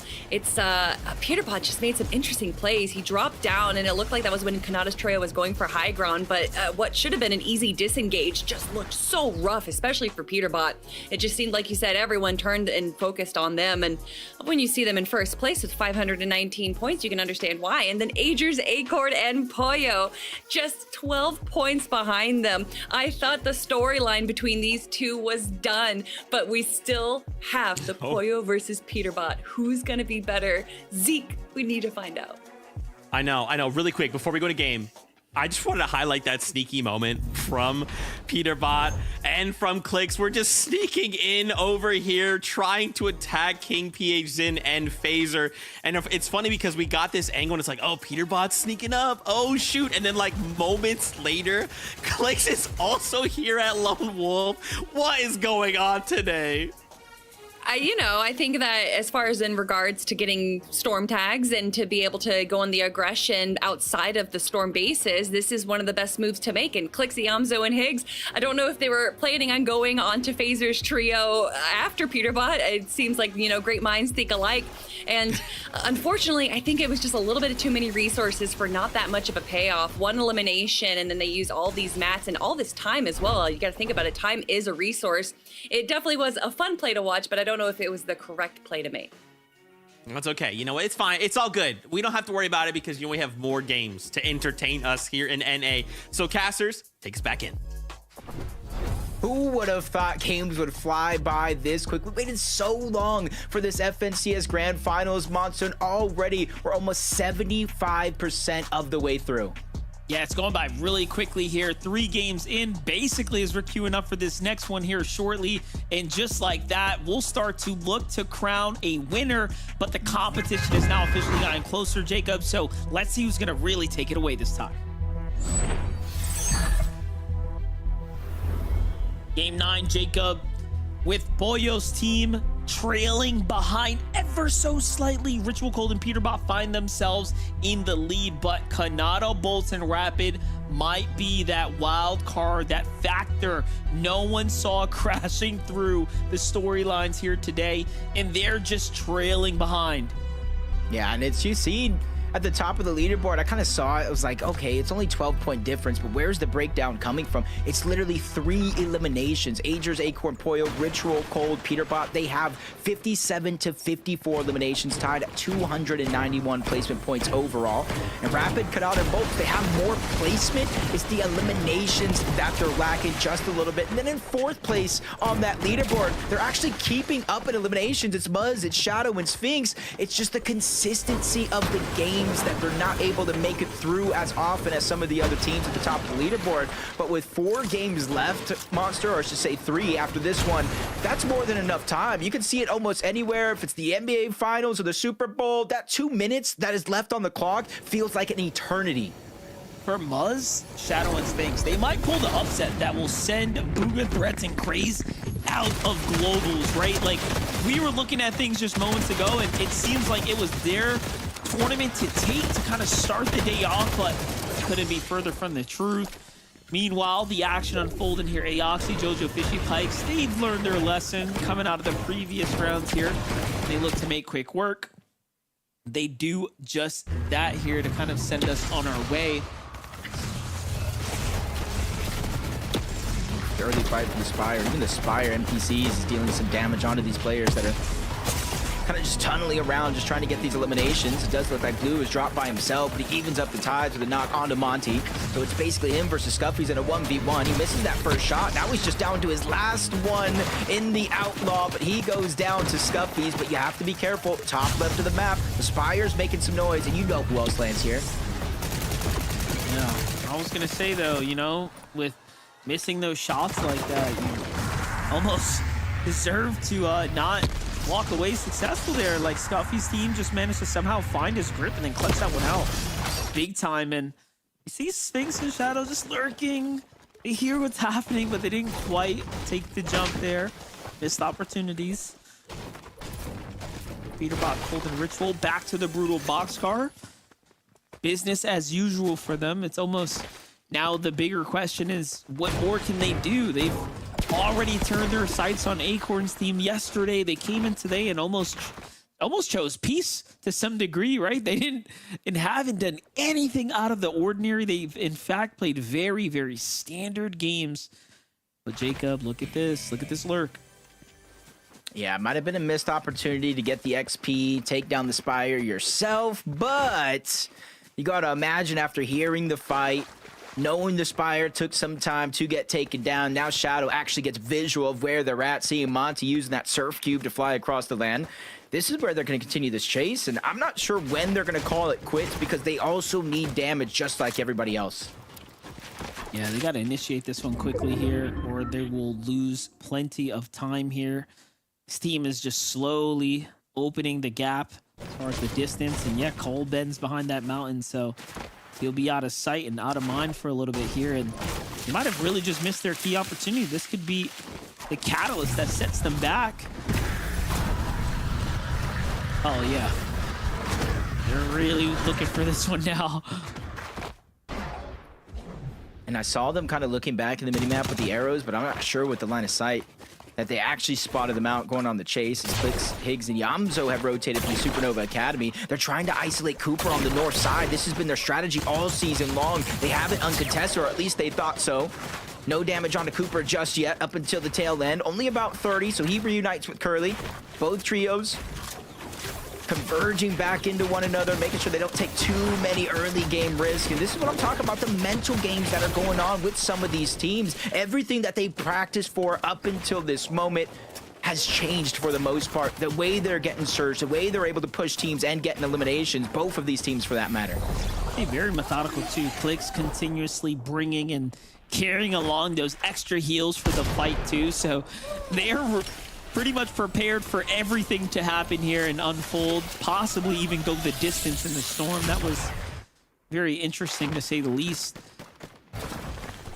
Bryce Skittles Dash haven't quite caught a break here in the last two tournament days. I mean, even this one here, pretty tough. Only 4 points earned on the day, some of which just in this game, that single Elam. Almost makes you wonder if it was this fight here that they were able to get that first knock. I only see 2, King and Void on the other side of this exchange. Not too many other players in the mini-map, maybe one far off to the east as Bryce takes a little bit more damage. No shield gonna be remaining. It's a little bit of his HP gone as well. And Skittles just creates a path for him to return. They're gonna heal up, feel a little safe, assess the situation. Is it worth fighting out this duo? And I do think it is, or at least for now. They haven't used too many materials, but the loot that they have lost in their loadout, you see a couple of empty slots. That's what they hope to gain out of this transaction. Nice little shield crack right there. I was gonna say almost caught some toes there to King, but the builds come out. And honestly, 3v2, huge HP lead, should be wrapped up pretty quickly. Things are not going in Muzz and Shadow's favor, and this is what happens when you start to force the engagement, right? Almost a little too overextended, given that they were trailing behind that other team, and now Smiley, Chimp, and Salt here seem to come out ahead.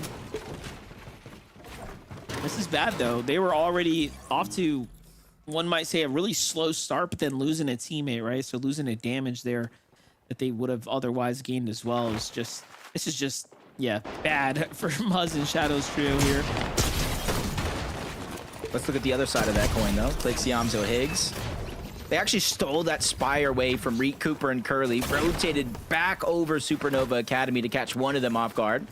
Gray is still there in the distance. They think somebody is going to be on high ground. You see the Superman sprite being used to laser out the builds, and I do think they might have gotten enough. Yes, they do. On to Preston. 2 of the 3 members down. Higgs goes to clean it up. He takes an immense amount of damage. Yamzo as well, but Clix is able to save the day, get that elimination. That's the 3rd player of that trio. They're wiped and sent back to the lobby. Couldn't have asked for a better time Siphon either. Right there to really just keep him alive for a moment. Clix, Higgs, Yamzo, they have so much ground to make up if they want to at least end this tournament with a good showing. You know, the win might be out of the question, but at the end of the day, those standings stay forever. We haven't seen them really be this off, you know, a tournament win all year. So there's going to be a time to kind of, you know, drop the ball and have a bad one. It's now, right? It's not before globals. So save the good stuff for globals. I can kind of agree with that, especially since they have less pressure than most of the teams, especially coming into day 2. Not necessarily high up on the leaderboard, so they can kind of just play a little bit more calm, cool, collected, comfortable to what they practiced. As Kanata and Bolt's Rapid doing the same thing, game after game, they build up. They immediately look towards this side of the map. For Blake, Diego, and Oliver usually end up in a priority position on top of the mountain. Trading off Surge, back and forth.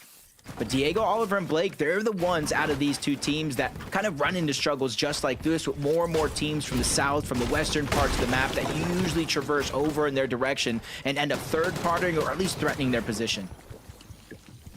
There's not a hint of metal in Oliver OG's loadout right now. They don't have much heavy mats to work with. Not sure what all's happening here in this early game, but they seem to be off the pace for end game.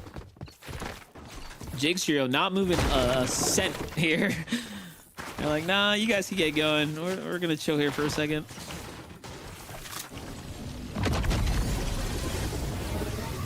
It's not gonna be too hard for them to get on out. Oliver has to be careful trailing behind, but back on over here. They eventually had to go back for that reboot card. Muzz gets boxed up. He is in misform, but down on to Salt. He needs to siphon, but it doesn't come in time. Now Shadow's going to be left by himself. 20 HP, 1 tick zone. They beam right through those builds and take them down, and that has got to feel like a heartbreaker for Muzz, Shadow, and Sphinx, because they are in 2nd place when it comes to that global championship slot. That elusive 28th positioning. Once again, they fall there. That's the 2nd time today they fall in the early game here. And they're coming off the win. That win put them right back into the conversation. But you know what? If you're a VG Money Rise, if you're Booga Threats and Craze, you're clapping your hands, you're stomping your feet, you're sitting up straight, you know, you're feeling good about this right now. That's that immediate competition off the track now. And this kind of almost goes into kind of, well, I think we were talking about it during group stages, to where you're in a position where Vive, G Money, and Rise, it's almost good that you have that much experience, and especially a leader like Rise, because we talked about how sometimes when you're in that position where you really don't have to do much, don't have to make too much noise on the leaderboard, just play your game out like normal, sometimes that does something in your mental. You change up the strategies and sometimes make a mistake. As Cole, Monty, Scuffies, they were the ones we saw rotate out of this direction. They're getting lurked on by Rapid, Kanata, and Bolts. They get the 3-2-1, but luckily for them, they spotted them out at the last second. Not too much game-changing damage is going to be received, so they're going to have a chance to kind of defend this spot. I'm going to say Rapid's going to initiate the misform to the top. No. End up giving it up. Little risk assessment there. You know, sometimes you got to know when to pick and choose your battles, and with Rapid, Kanata, and Bolts so positioned right now to actually win the tournament here. I don't blame them for backing off here. Especially when the zone is going in that direction. I agree with you there. It's too much risk, not enough reward if they did want to take a fight just like that. Peterbot Cold Ritual, kind of going back into the storm, floating around Utopia City. They're just trying to rotate. As the zone pushed everybody from the western side of the map in, they know that's going to be the congested, the stack side overall. So they're just sacrificing some HP, sacrificing some of this damage and time overall, so that way they can get a slower rotation in where it's not as congested as every other side. But that looked like a far pull, so it might be a little bit more congested than they first hoped. I'm going back to the drop map. I'm trying to see. This is a really interesting rotate for them to go all the way eastern and play the outskirts. It's almost as if, I don't know, they're trying to like get onto someone's side of the map. Is it the right call? Is it not? We'll just have to find out who they end up crashing with here soon.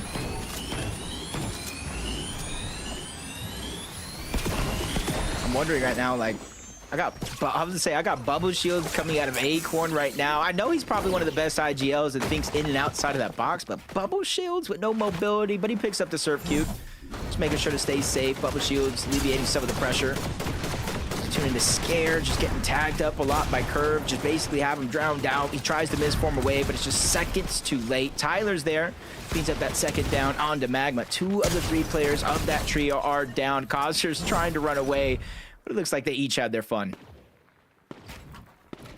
This little highlight for them there. Pick up some points. Visual Braids and a Minish, though. Team that's very much in the conversation right now. 385 coming into the game. 122 on the day. No simple task from them. You know, earning some points here. Definitely putting up a few elims.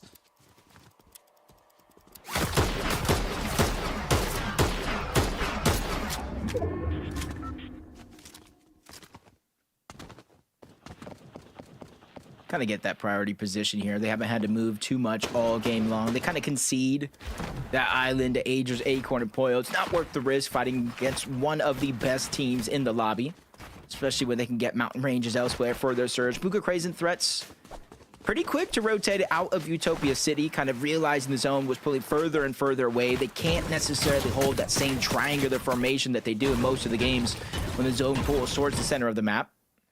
But you got to trust in Buga. Threats, Craze, they're very, very quick. They're calculated about where and why they rotate out, and they immediately build one of those towers that they have over towards Utopia, extending the distance to make sure they have covered as much of the render distance as possible. Back to the floodgate. Hayes, Clix, and Yamza go.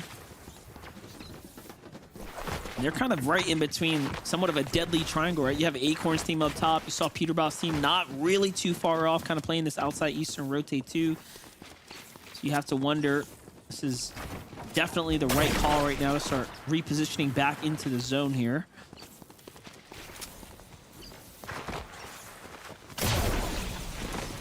Last time I remember taking the rotation yesterday, they found an elimination on that team using the zip line. Luckily for them, nobody floating around. They get over the Foxy Bridge underneath the island. This is where they're kind of hoping it kind of pulls in their favor, but you see it goes a little bit more towards the south, kind of forcing Agers, Acorn, and Pollo off of the island in the direction of those mountain ranges between G Money, Rise, and Aviv. They haven't had too far of rotation so far in this game, landing over towards Outpost. They did get that one elimination. The only question mark I have for a team like this is what is their Storm Surge like overall? Strategy yesterday was to just play slow and steady. They were one of the few teams that I think were doing, just fine, kind of exchanging with rifles, not necessarily jumping onto players. But look at the feed. Agers finds Clix with a quick knock. We already saw that was far north there. We knew that Agers team was obviously securing that island there. It's that top-down vertical view. Clix picked up. Back in the game here. Ooh, wow. I was waiting for it to update. I thought it was going to kind of fly upward, but 146 below the damage threshold. Another game where they're not able to find their footing in terms of being able to accumulate that damage. And then you include the fact that this game, unlike some of the others, is pulling far towards the south. So they're not even really able to get a track on some of these teams that are trying to beat them on the rotation. Up above, they have to watch out. Across the water, they have to be wary of another team, even on the mountain ranges. Luckily for them, they're literally a hop, skip, and a throw away from the zone where they can easily find their spot in with just one dash. Yeah, they've used a lot of dashes, though. They've just continued to kind of replenish it on the way. So that's just showing you how dangerous of a spot they found themselves in. Not even just being below the surge, but just almost out of pocket, out of position.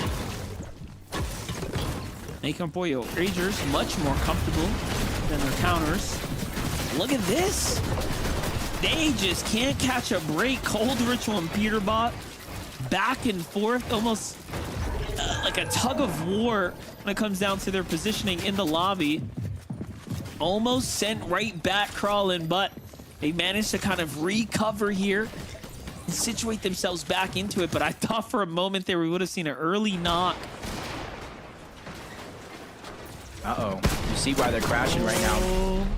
They're below the damage threshold. They went after the first team they saw. Coincidentally enough, that's Kanata Rapid and Bolts.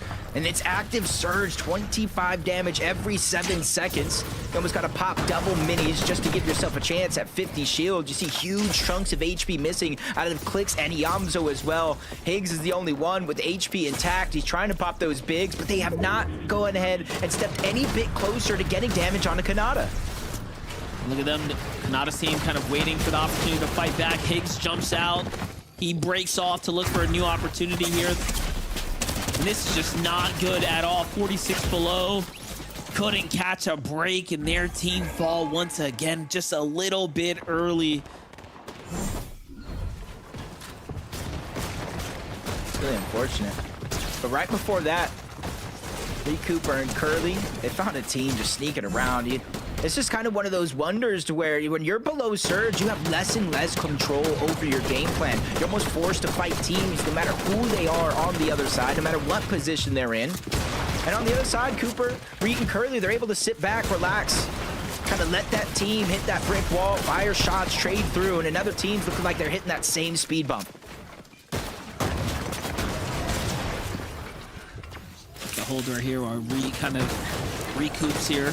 Only 184 above, though. They will have to fight here. Another team jumps in from behind them. It's a full team hop. And Cooper forced to misform. Luckily, they do have control of all these builds here. He'll escape for a second.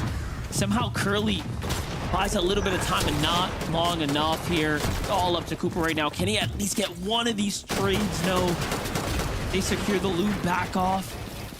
This is bad. Yeah, that was the quick stat curse. I'm gonna call that one the quick stat curse. They were just talking about Cooper, Reed, and Curly. 3 back-to-back second places in a row. The first time ever at NAC Finals. A blink of an eye, it goes away. Reed and Curly just get down, knocked out of the competition for this game, leaving all the pressure onto Cooper.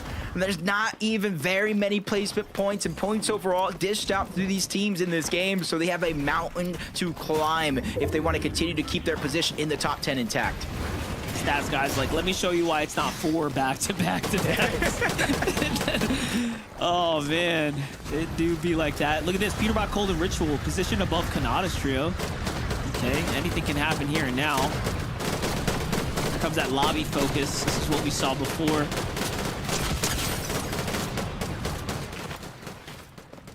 Yeah, I feel bad for any team that's like in the backside of the zone. Especially, you see how stacked it is on the southern edge. Kanata finds the opening onto Cyclops. His teammates might be there, but I'm not sure the chances They need it. of getting that one, as Bolts does get the cleanup. Even Cold getting it down onto Fleeks. They go in for the loop. They're having to use their misforms. Rapid from one side, Bolts from another. They had to take 2 different approaches, try to get anything. I'm not sure what they were able to grab, because I know Aviv's team also moved into the mix to try to steal away what wasn't theirs. Sometimes it might be worth the risk. HQ sneaking around, gets that first shot onto Rapid. Oh my, Rapid, well-placed shot to fire back, gets the elimination. That was one of those scares right there. You just don't know what's waiting for you on the other side of the wall. That's crazy. You know what? For a moment there, Kanata's trio was almost flirting with not enough damage on the surge numbers there, but they put up the damage. You find that Elim, and you know what? They buy themselves a little bit of time, but that overall was a very close one here for game 9. Remember, folks, after this, there's just 3 more games ahead of us, then we're going to crown a champion. Kanata's team is in the race right now. Rise, G-Money, and Aviv not too far off, depending on how big of a game they can make here. We are inside the top 15. Peterbot's going to fall here. Cold is going to find one, but they are going to get the pickup just in time. But the laser comes through, and it's Kanata's trio from the low ground looking upwards as well, but they were distracted, and then they get eliminated instead. Just a wild series of events from game to game to game. This FNCS final, they really dodged one there, able to get the revive. And here comes that kind of crash play right before it happened. This is what happened with Peterbot going down. It was Aaron on the other side. He got the down onto Peterbot. Luckily though, Ritual and Cold in the same box, hip to hip. They're able to save the day. Haven't tuned in with them in a while, but second place team coming into this game, Agers, Acorn, and Pollo. It looks like for now, they're going to be the teams that are inching closer and closer towards that high ground. It's really dependent on where this next zone pulls. This is perfect. Pollo, Agers, Acorn, it's like they're playing a completely different game. Oh, we tune in with them? Silence, comfortability, high ground, medallions, loot. Like, it's just so different of a situation when you put yourself in the key positions to succeed. You really do see a night and day difference. You almost feel it in the ambience and the atmosphere. But here's something that's, once again, a fact. Bolts and Rapid are standing, and it's just a matter of time of whether or not they can go the distance here. One of the few that can be the champions here come the end of this. Peterbot, Cold, and Ritual well above the damage threshold, so this is just all about consistency and end game placements now. But Peterbot fighting his way through the make round. We know what that means. He's here to hunt. Cold dashed into that box too. They were ready to commit. Peterbot just yoinks him in with the exotic outlaw, making sure that they're able to grab the body. That's why you see sometimes he just sits in some of those boxes, not necessarily to get all the damage in one shot, but just to pull them closer and closer. That way Ritual and Cold can try to clean this one up. 19 above the damage threshold. You talked about Bolts and Rapid being a duo. They're almost, like, I think 31 points out of first place to start this game, and it's because of opportunities like this. When one of them goes down, they never call it quits. Rise, G-Money, and Aviv talk about trying to get to the global championship to start this game. They were in 3rd place on the global championship leaderboard qualification outside of Mud, Shadow, and Sphinx, but them going down early have definitely turned the tables. Placement points are coming in. I think they might have stolen that spot back. I hate to say it, but someone's got to stop Agers, Pollo, and Acorn. If you don't, I mean, it's literally their show right now. Ritual's going to fall here to their exact hands. The pressure coming up from top down is just too much to handle, and Peterbot forced into the ultimate low, now literally burning through his builds here, and they just aren't comfortable enough here. What was looking like a lead being built is just getting slanked away now by Agers and the team. And look at Agers. Look at where Agers is focusing this entire time. Right on the Cold, right on the Peterbot. He's looking like they were trying to get aggressive, but that got cut short, burning through the materials. Now with an open opportunity, Scuffies is going to be the name on that list that gets checked off. Peterbot gets the elimination. The med mist smoke is down. He has some time here into the zone, but that also makes him a target. That green mist, it's like a beacon from a lighthouse. Agers, Acorn, and Pollo continue to put that pressure down from above. Look at the tracking too. Cold finding Elins as well. As players are dashing and misting all around him. Him and Peterbot doing it best here. And look, taking lead now, opening up the tarps here. G-Money and Aviv, though, have to play this one out just by themselves as well. And he's inside the storm. Finds a little relief, though, from the med mist. There's a player there waiting. He doesn't even have time to fight back. There's just pressure happening. And look at the moves. How bad do you want it? He's showing us he's here to play. King and Phaser now continuing to pop up here today as well, doing an excellent job into the box to support King now, but Cold is finding all the tags, and another one presents himself. There's the knock, and you wouldn't even tell he's in the storm because the siphon is feeding him. I don't think he got the last few of those knocks, though. That means he's on the clock, has to make his way in. He did so much damage. He took down so many teams. Everybody else in this game, Monster, is a solo. I know what you're thinking. They already have 3 wins so far. Could a 4th be out of reach? Nah, it's definitely within their grasp, and they're dropping down to take it. Agers, Pollo, they know what position they're in. Ozone taking damage. He goes down to cold. 2 solos left on that low ground, and Curve is next on that list. Cold is just going. At this point, he's like, yeah, you guys might win the game, but I'm here to win the war. He's going at it, finding points. Finally, now he gets taken out of 3rd place. Pollo, Agers, and Acorn are on a run of a century. Curve may have gone to the top, but it's only a matter of time. There it is, just shy of a 10 elimination game. They do it once again. That was absolutely perfectly played at the end of the day. You said it, 9 eliminations to win 101 points out of that game, and dropping down cold Peterbot and Ritual outside of the top 2, denying as many points as they can. That's the only way they can control the game. But throughout that end game, Monster, I was watching Agers, and he was just targeting Peterbot and Cold down below, from hard mats to the wood, from inside of the zone to the outside. He did not give up on trying to take down that team. Yeah, right there. This is the catalyst where it all kicked off. And, you know, it just really shows you that Agers, Pollo, and Acorn sticking to their original strategy at the Demon's Domain is just paying off in dividends. I mean, clearly, it's just preparation meets the best skill, right? Like this lobby has to offer, and their strat is so consistent. And for them to win another game, that's just insane. You don't see that on NA very often. Yeah, 4-game wins so far for the team. You have to imagine with 101 points throughout that game, they have to be in 1st place, but I only trust Zeke to let us know.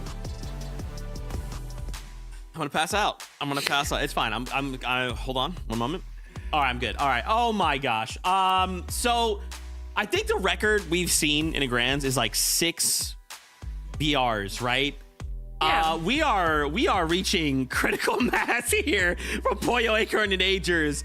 Guys, it's crazy that like whenever they go on to win these games from high ground, it always looks like the exact same way.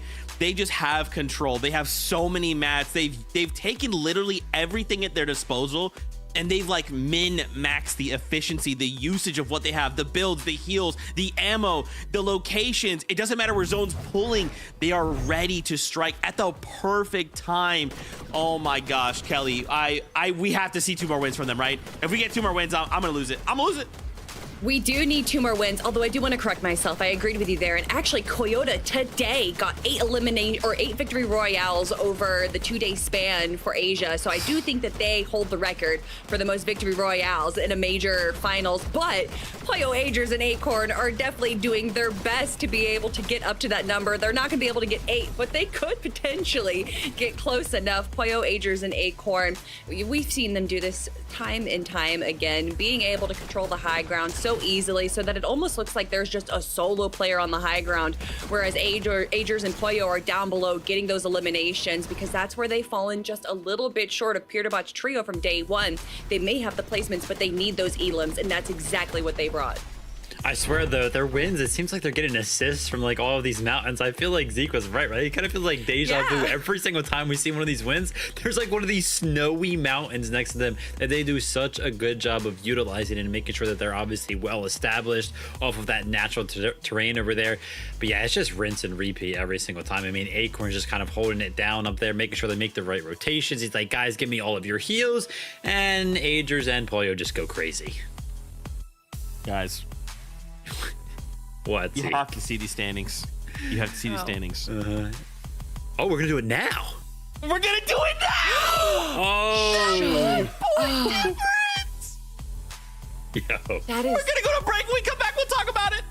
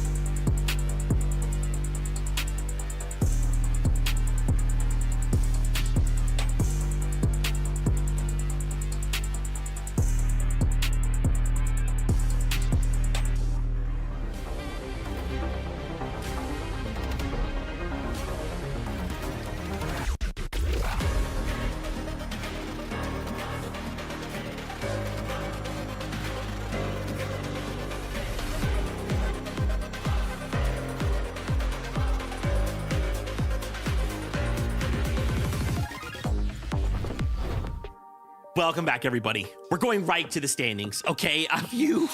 If you missed it, I don't know how we keep doing this, but after that last game, okay, the Pollo won, okay? We are still 1 point difference. We started the day and we thought, oh, Pollo, you know, they're 100 points behind Peterbot, you know. Is the Pollo versus Peterbot dream alive? And yes, it's very much alive because they started the game with a VR, they closed the distance, and now we're just going back and forth, guys. I cannot believe it. And to think all of this happened because you'd think, oh yeah, Pollo's far ahead. No. In that last game, Cold has to solo clutch his game. 3rd place, 10 elims as a trio. And that's what's keeping them alive right now. We got a little taste of it yesterday. Game number 3, Cold solo clutched once again, and just time and time he is able to do it. Honestly, Peterbot and Cold are able to bring out these incredible solo clutches, and that's why even without a single victory royale compared to the 4 that Acorn's trio has, they are just 1 point behind them. It does not matter if this is a trio competition. You can make it a duo, you can make it a solo competition, and these players are able to hold themselves up the leaderboard through eliminations, through sheer will force. They're able to do it so many times. I mean, we're just getting spoiled at this point. This is crazy. I don't even know what to say half of the time. It just, how are these trios kind of doing this? I mean, we're seeing solo clutches across the board today, but to be the one to go ahead and keep your team alive, right? As you can see right there, Peterbot just went down in 10th place. Cold is left alive as a solo from 10th place and ends up clutching up that 3rd place spot. Absolutely incredible. So I mean, that's such a long time to live as a solo. It's crazy that he's kind of able to do that. I don't even know what's going on anymore. I mean, it kind of feels like we should just be wrapping up the day right now, but we still got 3 more games. Like, how is that possible? Oh man, I don't even know. This fight at the top is so insane, but you cannot forget they've already qualified to the global championship. If we turn our attention back to the standings, we're looking at a top 4 finish. We saw the last game Muzz was in that top 4, but because of this last game, they placed 28th with no elims. They get eliminated, and then Aviv, G Money, Rise, they jump in, they swap places. This is literally going to come down to a wire in top 4. And that's before any other trio who's already qualified decides to make a play for some of those higher end spots. Guys, what is going on? This is so close everywhere. NA wanted to make sure that you were ready and anticipating the global championships. They wanted to put on a show for everyone to keep those hype levels up, and that is exactly what NAC is doing, especially when you are within consideration of Kanata, Rapid, and Bolts. Currently sitting in 3rd place with 525 points. It is almost but confirmed that they will be making their way to the global championships. But like you said, Zeke, with 3 more games to go, so much can still change. But what we know is not going to be changing is Bolt's and Rapid's ability to be able to make it to the end game every single time. I tell you what, though, right? They kind of maintained that streak of getting top 8 right there. There was a little bit of a slip up, placing 11th place right there. But, you know, I'm going to be a little greedy today, right? We got a 1 point difference between Peterbot and Acorn. You know what? I want Kanata in the mix now. I want him to win this next game, and I want it to be even closer at the top. Not between 2 teams, but between 3. Bro, just think, right? If we get a game where Pollo and Peterbot are eliminated and Kanata does win, yeah, that's it. Like, yeah. Yes, I'm changing the script right now. Casters, get ready. Save me. I have to change the script. I'll be right back. Well, the script might be changing here, folks, because Kanata, Rapid, and Bolts are one of those teams that are also vying for a global championship spot. One more good game. They are so far ahead, away from that 3rd, 4th, and 5th place team. Yeah, and it's crazy because you look at the standings, it's not even like they had a bad game. They still had an 11th place with several eliminations. It's just that Cold played incredible. Let's see what's going to happen here, though, for game number 10.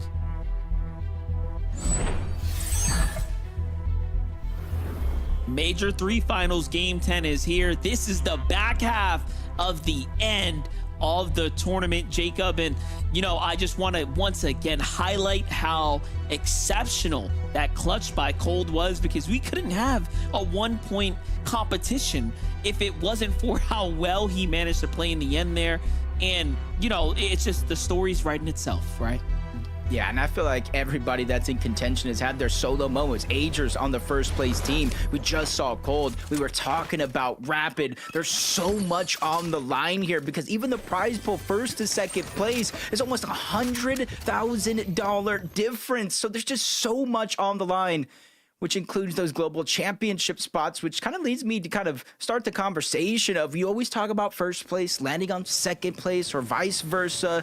Now imagine the lead is so far ahead from Bugha and the next best team underneath. Maybe they start to control their own destiny. That's exactly what I was thinking. When are these other teams gonna just go out there and take note of what the best of the best are doing? I mean, very clearly, you know, Fortnite's almost evolving. It's becoming the norm that you can just go ahead and do plays like that. Not only is it interesting for us, the spectators, but it is best interest for you, the player, too. So yeah, Bugha Threats and Craze really want it. I mean, it might just make sense. Hey, Aviv, G Money, you gotta go. Rapid, Kanata, Bolts, you know what? You gotta go, right? Like, someone's gotta stop these other teams too if you want to make it to globals. That's the most prestigious thing that's on the line here, besides, of course, the trophy. Just 3 more games to get that job done, Monster. It sounds like a lot, but it truly, really isn't. Just 3 different opportunities. You can't make too many mistakes. Eliminations are a must, as Neko. Liam and Zabi over at the first order. They do have 2 eliminations so far, so they're not able to take down the full trio. Somebody around here might be floating around trying to get those reboot cards, but at least for them, they were not only able to get the 8 points for the eliminations, push that team out, and give themselves a chance here to start to loot up and play out the full game and not waste any time. Quan spent a lot of time fighting his team the last game, just kind of lurking about. Seems like he might be looking to set things up very similarly, but Power Blue Zonda this time, not playing that Water's Edge, sticking hip to hip a little bit more closely, given how quickly they were sent back to the lobby last game. I see him, though. Yep, I would say I see him there. I saw the 3 different arrows. Acorn, your green does not blend in well enough. Luckily for them, though, he disengages on out. Tries to go ahead and play with the rest of the team. He probably just doesn't see them out there, doesn't like what he has, but Clix, Yamzo, and Higgs, again, back-to-back games, looking to get aggressive, but it's Peterbot! It's Clix, Higgs, and Yamzo versus Peterbot, Cold, and Ritual. They took the fight on over to Brutal Boxcars, and they reached that quickly because of the railing. I'm trying to figure out why. What's going on here? Where's the personal vendetta in this one? You're probably thinking like, hey, you remember that Major 2 finals thing that happened? Yeah, let's go talk about that. Come meet me at the Boxcars. And they're just here to mess around, putting some tags down. Nothing really turned out from it just yet. I doubt they stick around much longer. I want to say that, but at the same time, this FNCS has me in a loop, trying to predict what's going to happen, what are on some of these teams' mind, and another one right there. Clix is just dropping down, closing the distance, but this is where it gets a little dicey and even a little risky for Clix, Yamzo, and Higgs if they want to continue to push this. Inside of those buildings, there's so many twists, turns, places that you can hide that it is a little bit of a risk to continue to fight it in, but it does look like that's the only thing on their mind right now. Yeah, they're like, you know what? That whole tweet about Peterbot's gonna fight everyone who wants the Spire. Well, guess what? We want the Spire. We're not good with just top 10. Clix and team want to fight for more. You gotta respect him for trying to do so. Here it is. Clix goes in, but Peterbot is smart and sharp. A big tag there is gonna put Clix on the back foot. Now it's Peterbot's world. This was a huge part of Clix, Yamzo, and Higgs' game plan up until Peterbot decided to land over here. They fought for the Spire. They pushed teams out. And now the tables have turned coming into this major, and they're trying to stick back to what works. And that's just fighting for the Brutal Boxcars while taking their loot. They didn't take too much time to try to make this play happen, but you said it yourself, the tables have been turned from one well-placed shot out of Peterbot. He does it again. Down goes the Yamzo from one side to the next, keeping everybody on their toes, and he continues to deal a huge amount of damage. Yamzo is going to be the next one hurt. Clix is now by himself as a solo. 3 mean dogs staring him out, and they're ready to take a bite out of him, but he's fighting back. First shot's going to land, but it's not going to be enough. enough. You got to give him an A for the attempt, but you got to give Cold, Ritual, and Peterbot an S+. I can hear Faxity now yelling King Peterbot and all the other kind words. You know what it is and what time it is. Peterbot, Ritual, and Cold are here to play. And you know what? That's 12 more points for them as well. You can scratch that 1-point lead. It is what it is. And that's a crazy fight. And you know what? You have to, again, respect Clix, Higgs, and Yamzo. They need to do something more because what's happening up north against Reet, Cooper, Curly, that isn't working either, right? So to mix things up, you know what? It is very entertaining, to say the least. That's literally putting it lightly, too, as HQ Leaks just trying to survive. Their duo here, rotating around this side of the map. They kind of led over towards the left, the snow biome over on the same southern pole. And you can see why there's not a lot of loot down there, especially since the team is on top of the mountain. But HQ is fighting for his life. Only one build left on the both of them because Leaks is in the same spot. But he lands a good shot on the blue, dashes out. He's trying to create distance while his teammate Cube is able to actually get the knock. Not able to clean it up, though. That's going to be the biggest difference maker. Yeah, got to get those finishes, but this team does live to see another day. Just overall having a pretty tough tournament day, though. See those points not necessarily in their favor.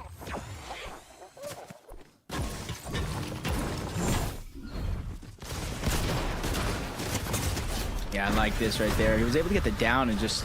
Unfortunate enough, he knew they were right behind him. Low HP, not able to clean it up. Has to use the misform to disengage, but I do like the scrappy attempt to try to survive a fight like that, which they are going to. Shadow, or I should say Curve, Tyler, and Josh trying to fight on the southern end of Canyon's Crossing on top of that mountain range. And this is where it gets a little dicey because if you haven't prepared for this fight, you are going to burn through a lot of your materials very quickly. They're just cranking up right now, but look at this slow side angle here from Curve. Oliver OG doesn't even look to claim it. It just gets down with his team, but they have control of these builds. I'm not sure what all is going down here, but Oliver OG and Blake are losing the plot right now for sure. These are not their builds. How do you end up in all of this just territory of your opponents on a single layer? But seems like they kind of re-control things for a second there. Oliver OG fighting back now. Forcing Tyler, Curve, and Josh to regroup. This is right at the edge of the Canyon's Crossing, so there's going to be no one here to bail them out. There's going to be a third team. I wonder if anybody even saw them kind of lurk in, because I know they're crouched down in the distance. Trying to sneak up, trying to figure out where that opening to the cover is at. Yep, they're striking now, and they get good damage onto Josh. Tyler was already weak, so if they continue to push in, that will be the opening that they're looking for. But you hear the misform come out. They're just going to disengage on out. Blake and Diego also creating a little bit of distance so they don't get pushed out of here. But overall, the full trios up on top are going to be safe, and Curve and his trio down below are going to create some distance. Just watching it all go down. Oliver OG, Diego, Blake pushing to try to finish up what they started here. Those fresh builds, that's all the information they need right here. Protecting the back right now. Good minis, no mobility though. Kind of the give and take you kind of have landing on this side of the map. Not as many access to some of those dash sprites. If you don't get a cape, it's almost good luck to you. As Blake and them continue to go around the outside of this map. They kind of funnel themselves downward towards Canyon's Crossing, and they have one team behind them they were originally facing. There's another team, a fourth overall team on the other side of Canyon's Crossing, spraying into this direction. Just make it hard for either one of these two teams down below to build confidence in this fight. Still looking though, Josh, Tyler, Curve, not here to give up just yet. Seem to have kind of regrouped, but look, no material, Jacob. Do they take the fight? Do they try to just gather elsewhere? Almost risky to do anything. You continue to fight, third parties are there. You disengage, third parties are there. Well, guess what? There was 4 teams. Well, let me introduce you to team number 5 on the eastern side of the mountain and team number 6 to the southern side of the mountain. might as well just converge on this location, which surprises me because you see the zone pulling all the way towards the north. You'd think players want to be proactive to try to get there, but nah. They need damage. They need eliminations. They're trying to close the gap. Oliver OG is going to be the first one dropped. Curve is going to get credit for that one, but in the blink of an eye, he gets taken down as well. Diego and Blake are forced to fight right back. I'm not gonna lie, you know, just moments ago, I was like, yeah, no one's gonna come down to the canyons crossing. Who's gonna bail you out? And then everyone shows up. I just can't wrap my head around this. The zone's not even near this area, but somehow this has become the attraction point for team after team, and this couldn't be going down in a worse area because they all get to look down on you and put that pressure in. But hey, Diego, Oliver OG come out on top. They still catch a couple elims. So it will work in their favor nonetheless.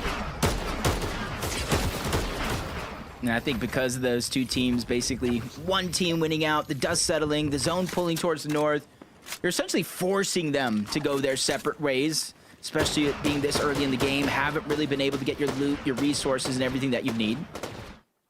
The island this time around pulling on over to this side of the map. Kind of makes me question why King, FaZe, or PHN weren't the ones to go for it. So they kind of concede it to a whole nother team on the other side, but they're still making their way over in that direction. I think the way this game has been played out with Peterbot sneaking on over to Lone Wolf, Clix lurking on over to Lone Wolf, they kind of are just having that double take. Maybe in the back of their mind, they're just worried about teams just hiding anywhere at all. Yeah, just kind of living in the memory of the game before. You get caught off like that, definitely will do something to you. Booga's not see visuals right there? Oh, I was gonna say, okay, he's behind the mountain. But of course, that visual nameplate, I'm like, wait, was he at the tree and just glanced at him?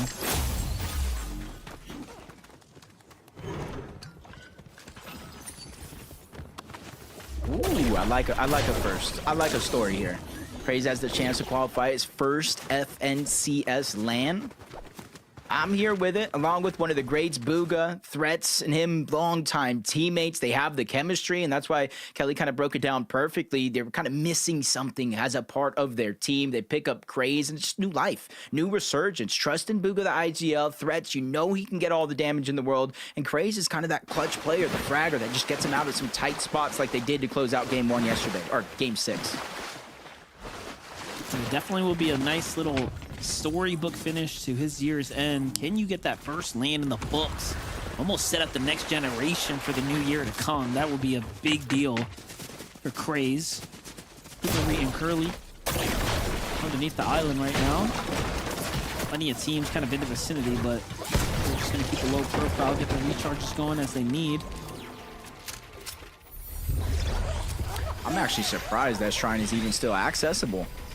Probably the team down below just went straight up top, kind of gave it up, left it for free. They prioritized the medallion, but that's some superhero upgrade. That's some loot that pops out of there. And then replenishing the dashes if you used any. But the zone pulled towards the north, so instead of Kanata, Rapid, and Bolts going on the hunt for their surge on each side of the map, just kind of based up perfectly the island north of Crime City. You can kind of see the near edge of the zone there on the bottom right-hand corner, so it is pulling not only towards the north, but to the northwest overall. Yeah, you see how prepared they are. Like, just as Kanata was kind of making his ascent up that base there, I mean, so many minis, heals. Look at the base of the mountain, just everything you can really need, of course, to go for trades, go for tags, kick things off here. Agers, Pollo, Acorn, trying to make a move right now for better positioning. They're going to be in the crossfire of Kanata.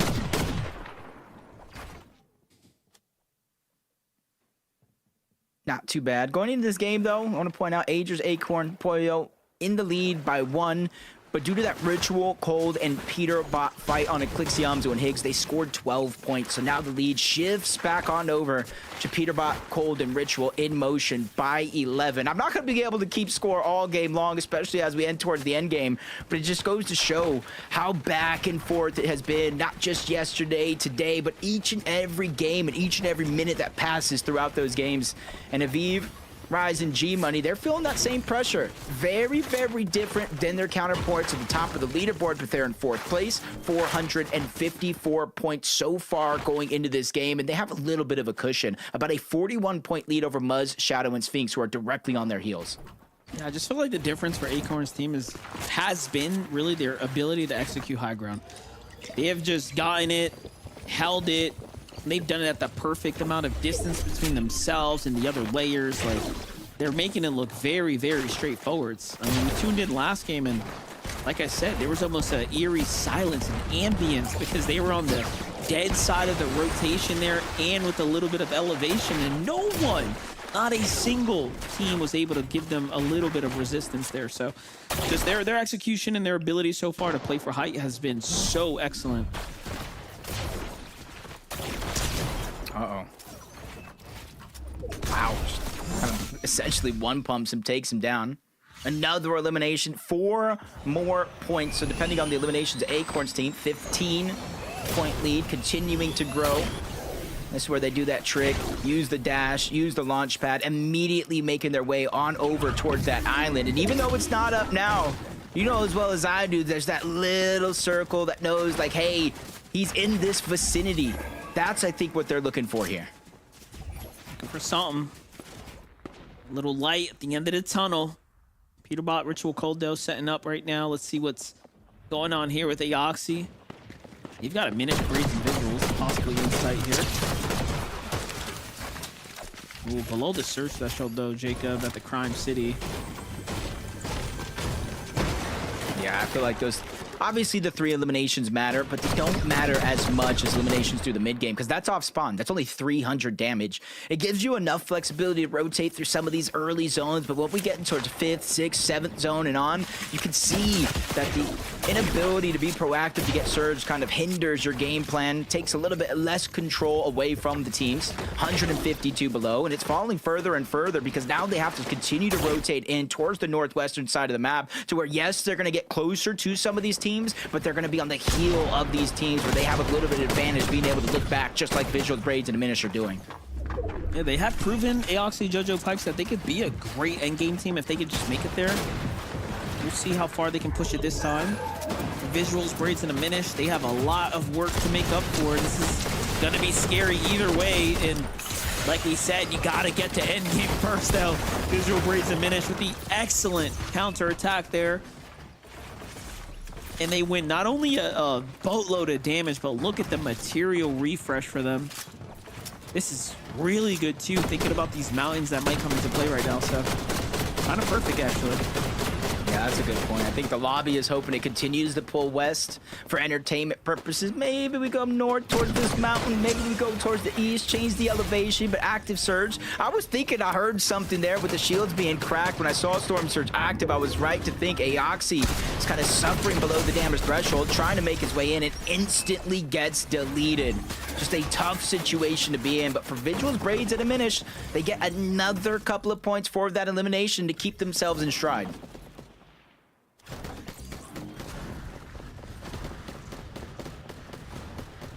What do you think about this positioning right now?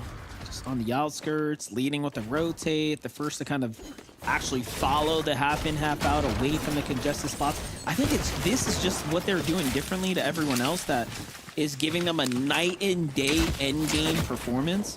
And it's just like right in front of you. You would have thought that you could have studied that coming out of day 1, but maybe you just couldn't because the lack of games. It's kind of crazy to think that they were taken out in 2 out of their 6 runs yesterday, and they still have more victory royales than the entire lobby can even fathom acquiring in a single tournament. This is just incredible stuff. But look at this highlight here as far as replays for Peterbot getting knocked out.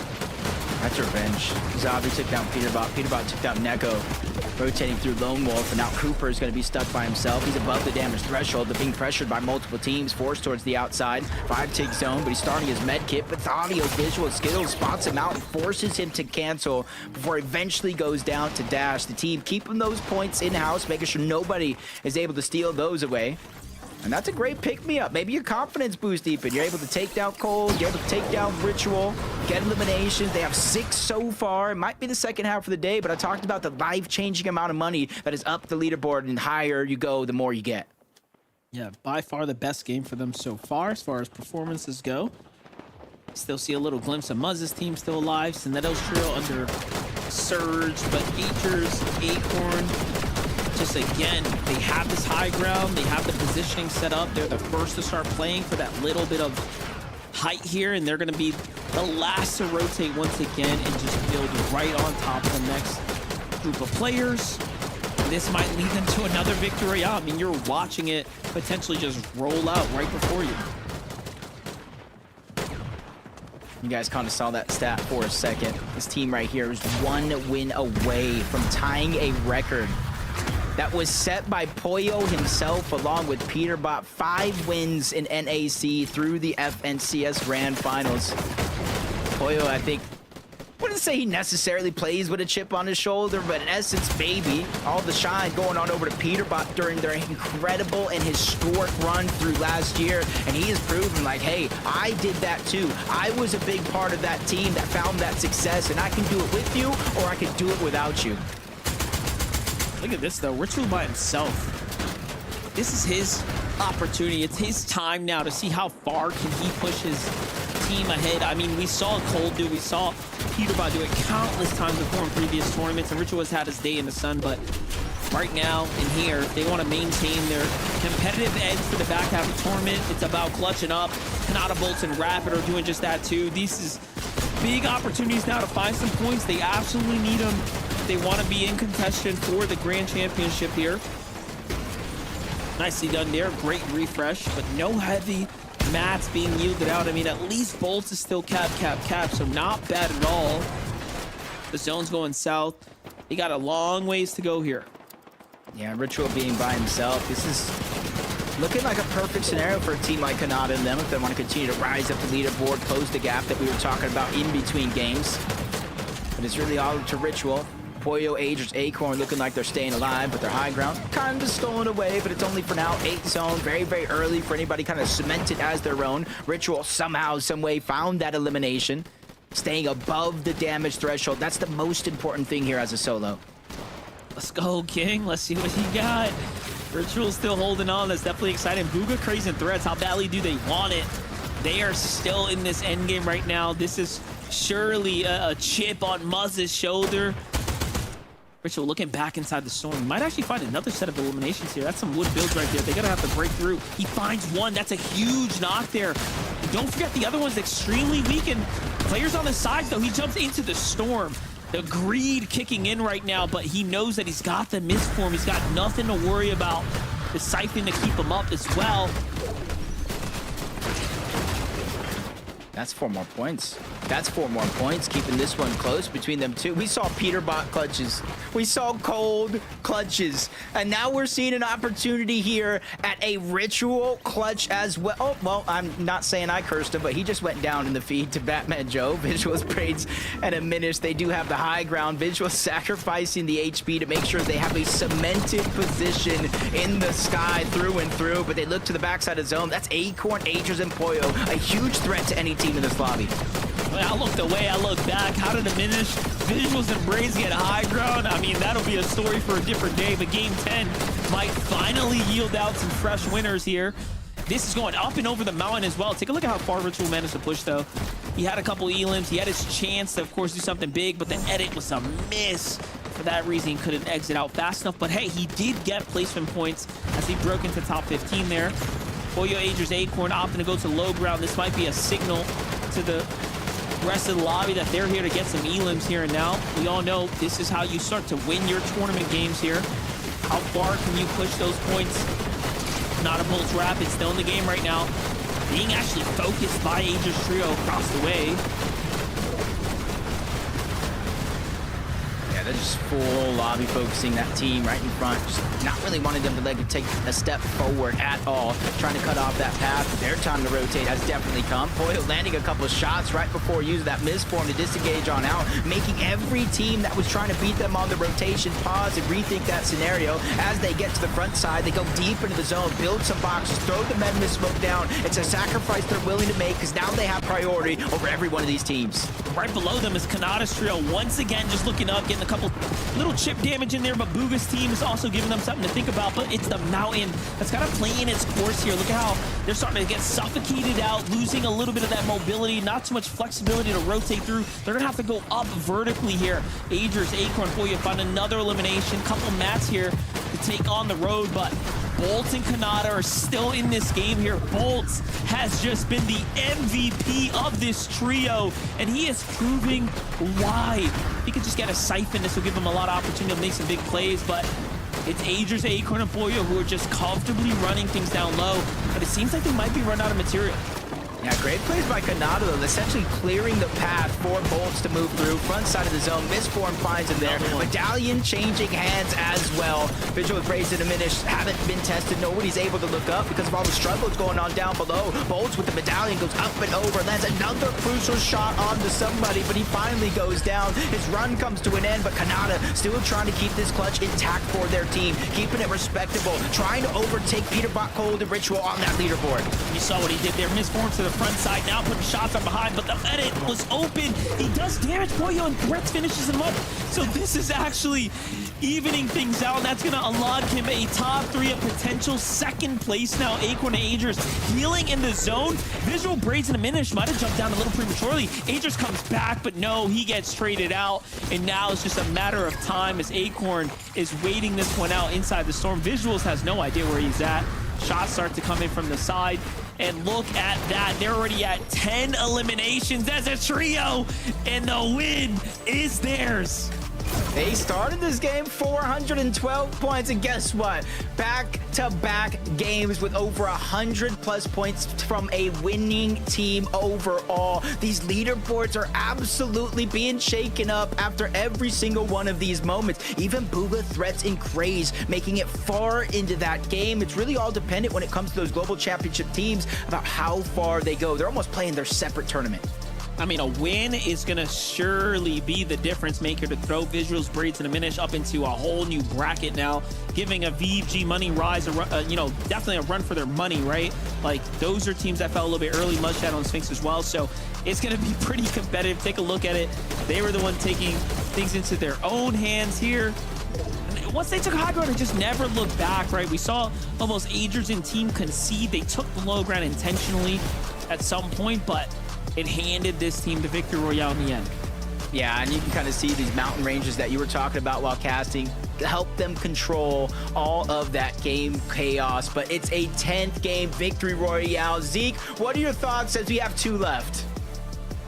Bro, this is where we want to be, right, Jacob? We want to be getting VRs. We want eliminations, right? If we're trying to play for one of these spots of global championships, this is what we want. And with only 2 games left to go, this is huge for the trio, right? We still have 2 games, Kelly. Anything can and will happen. Why did you say 2 more games to go for these teams. There's so many teams that are still within grasp of getting to those global championship spots. Fortunately for Visuals, Braids, and Diminish, they do not need to worry about that. And honestly, I don't think they need to worry about the tournament too much either. They've already proven themselves all the way back from Major 2, where they first time performing on the final stage together, had such a great performance. And then, of course, going into the group stages, getting the first victory royale out of group number 2. It hasn't been necessarily the tournament that they wanted over the last 2 days, but regardless, getting a victory royale in game number 10 is definitely going to be setting up them for the rest of the games. Yeah, I mean, the show's just been so consistent, right? Especially when it comes to making it into the end games, and the high ground from them this game was absolutely incredible. If you go ahead and remove the name tags from the trios, right, you'd be like, oh, that's Acorn up there on high ground. But no, Visuals, Diminish, and Braids kind of proving that they can play that high ground as well, establishing it early on, making sure they apply all the pressure to all of the trios below. Incredible win from this trio. Guys, I spoiled it for myself. Oh gosh. This win puts them in top 4. The standings after this break don't go anywhere.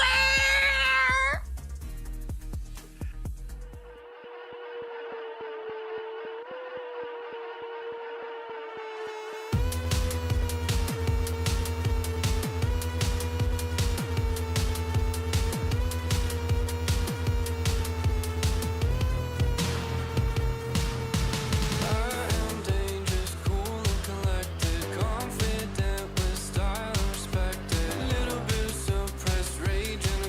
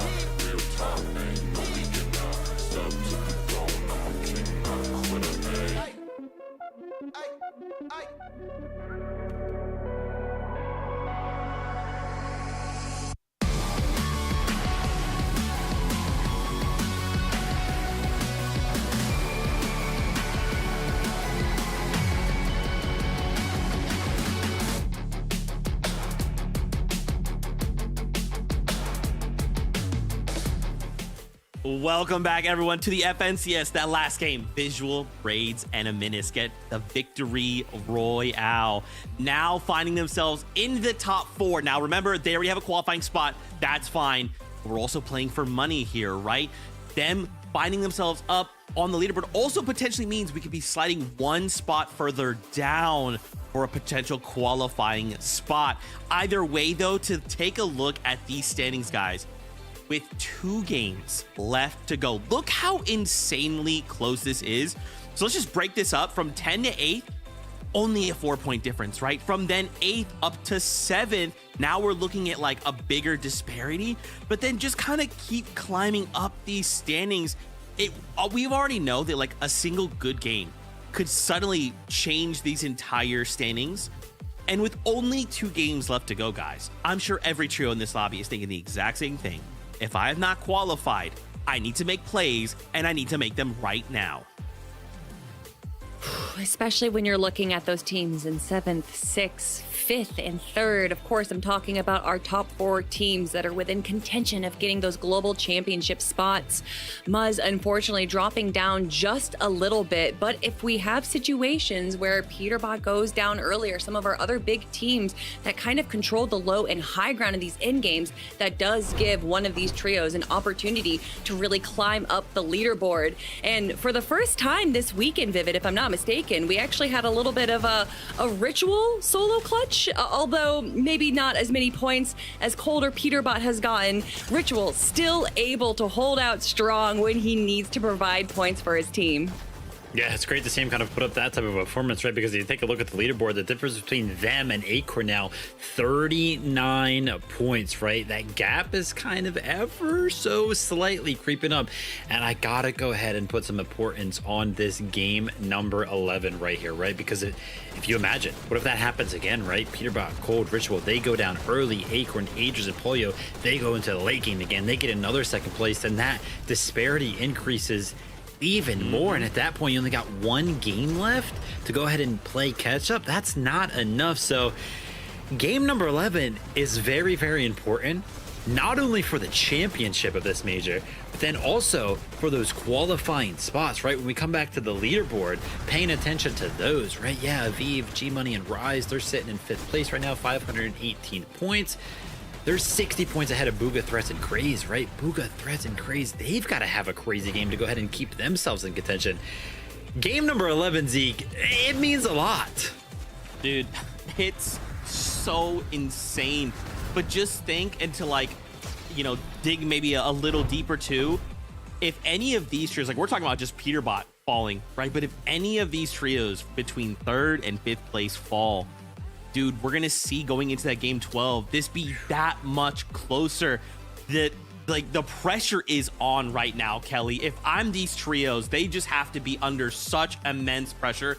And I've just got to, you know, tip my hat to Kanata in this last game, especially once again finding themselves these placements, right? They're not getting a ton of eliminations, but they're finding themselves these placements. Bolts is just nuts, dude. And then again, Kanata to be in this game into solo clutch, to have to be in a situation where we're going, guys, we need to be getting points. Like, we are so close. They are right here. They are at the finish line. They just have to make it over.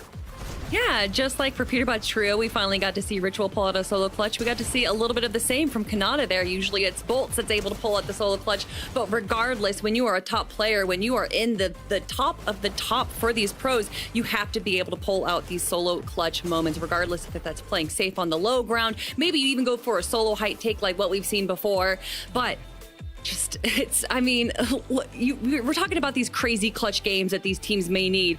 Well, if you look at our teams going for those qualification spots in 3rd, 5th, 6th, and 7th place, each one of them has a victory royale. Within those victory royales, they're able to get double-digit eliminations or close enough. So we already know that every single one of these teams is capable of a 100-point swing, and that might be just what they need, Vivid.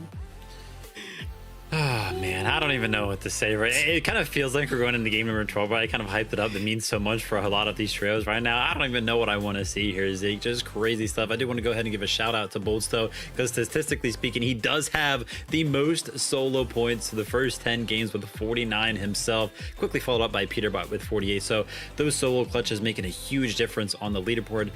Let's see if all of these trios can kind of battle it out, stay all 3 up, and make it to the end game, and we can have some crazy game number 11. Oh man, 2 games left to go before we wrap up grand finals in North America. It's fine. Everything is fine. No one's stressed. We're all happy. Everything's great. Let's get ready for game number 11. Casters, are you guys great too? Oh. I don't know, man. I think I'm going as same as you, Monster. You might be on a cool another level, but you have been in these situations before as well. And I want to shift this conversation. If Pollo continues to play how he's playing, I think that NA GOAT debate shifts from Peterbot to him. Yeah, I mean, I dropped it in the middle of our commentary like 2 games ago. Acorn's team is the best right now, but remember, they also didn't change their strategy. They have been practicing the Demon's Domain all season long, regardless of what the narrative was a couple weeks ago or days ago, really, with the shakeup that we, of course, seen. It's incredible times now, and game number 11 sounds like it's ready. It's a big time right here, Jacob. We got game 11 in front of us. We got what Vivid is looking to as one of the critical points here for the closeout of the tournament. I think he's spot on, not only for, of course, setting up a potential catalyst for your global championship spot, but it's really a matter of the winner at Demon's Domain. If they walk away with things, they might just have a gap that's too big to close.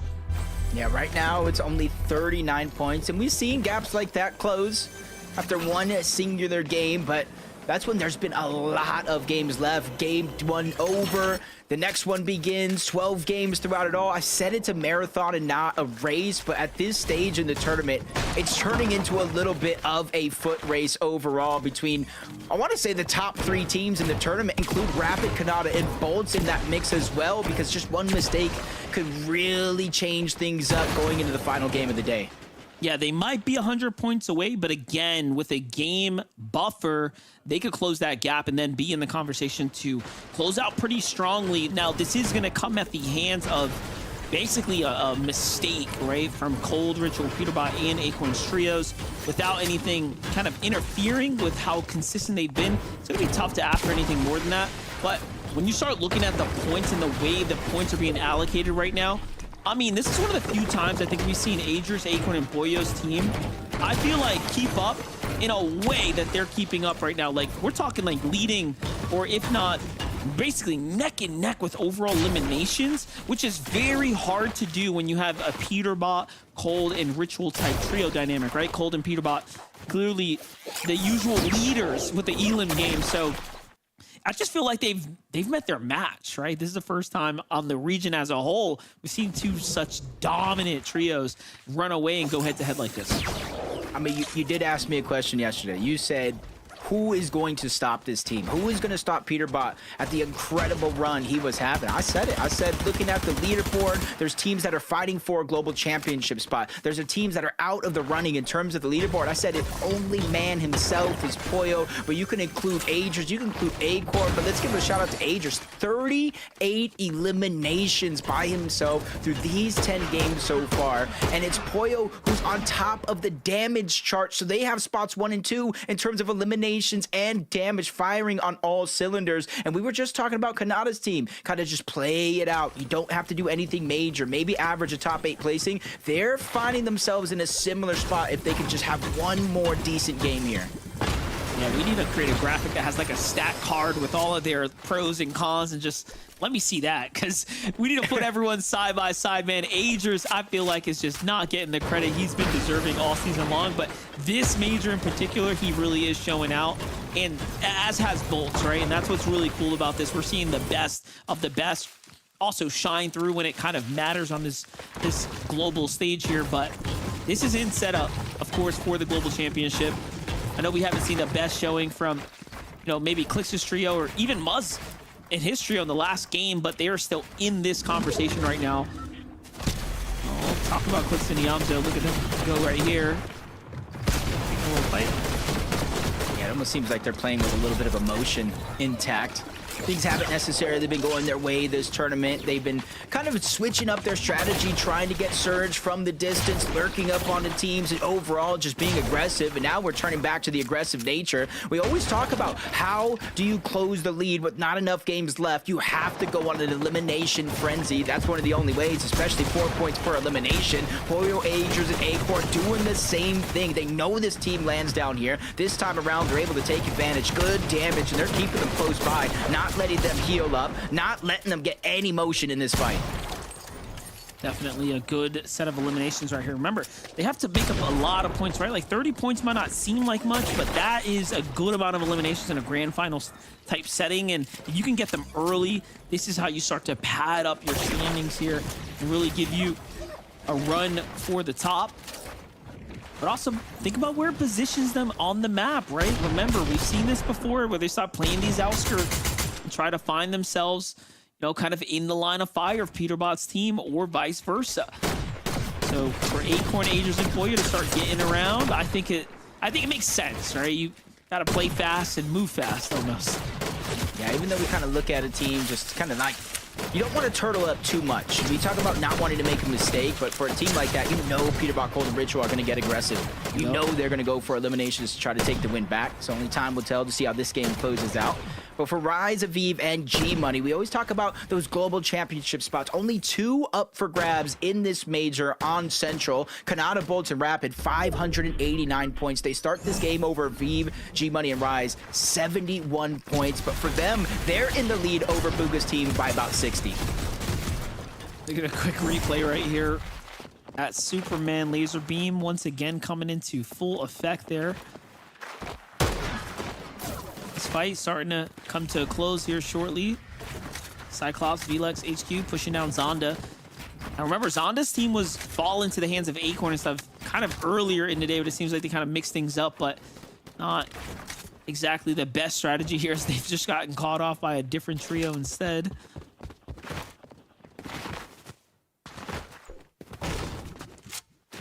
But 4 eliminations so far for a team like this. Good start. Depending on where you place down the leaderboard, each placing grants you just kind of unlocks more and more money. Kind of start to build that chemistry, but Blue is just hiding. They don't know exactly where he was able to disengage from, but he's peeking through that cone.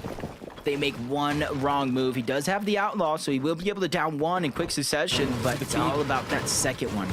Look at the feed. Ooh. There's big elims happening right now, potentially as well. All that momentum can change in a moment's eye.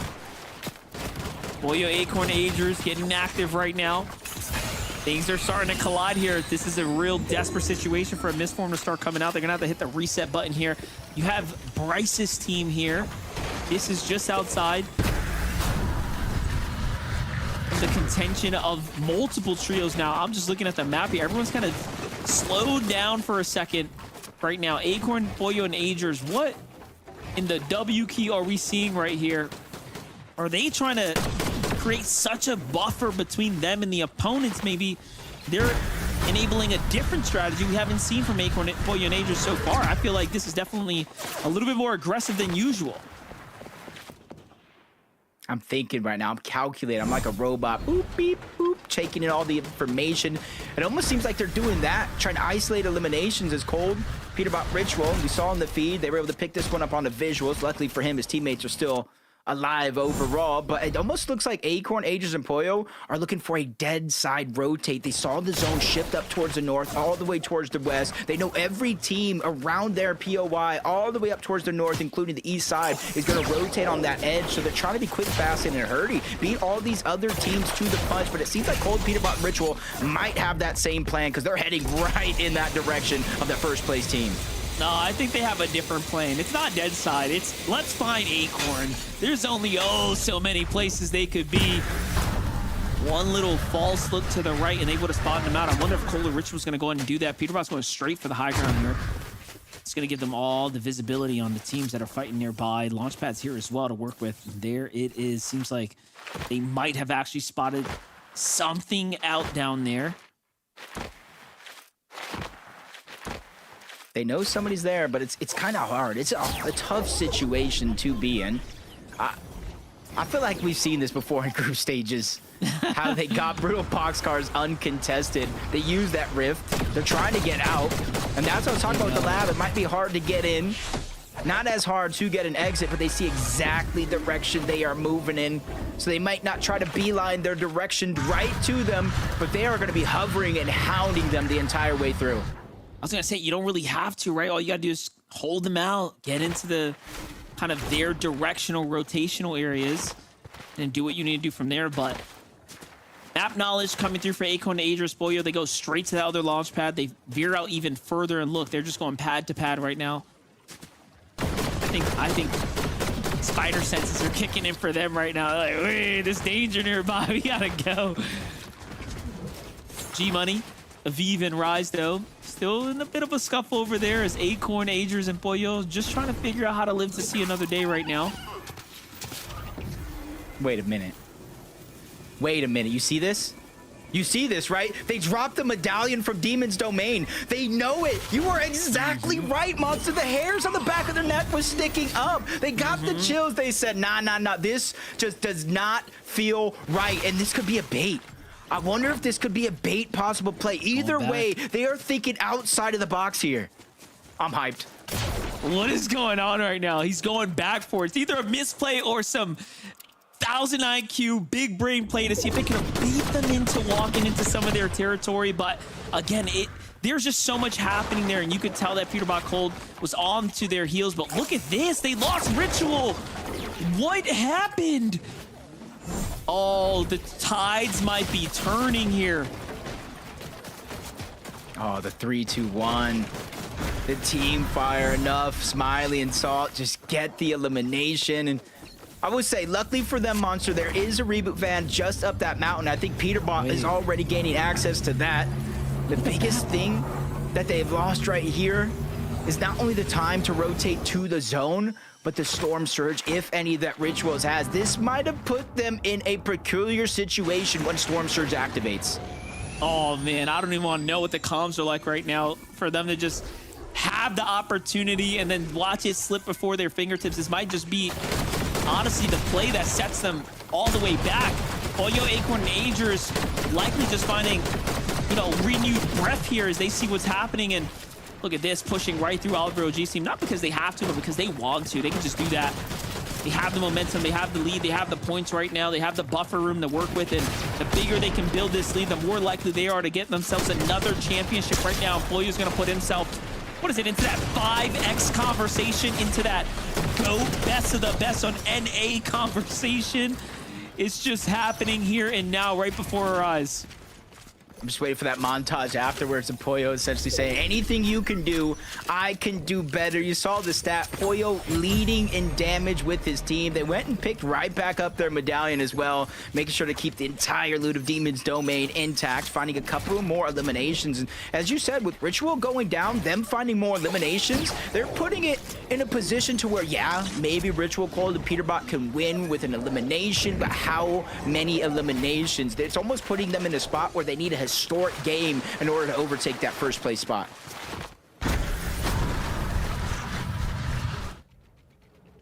Just keeping things interesting. Remember, this is only game 11 for the NA finals here for Major 3.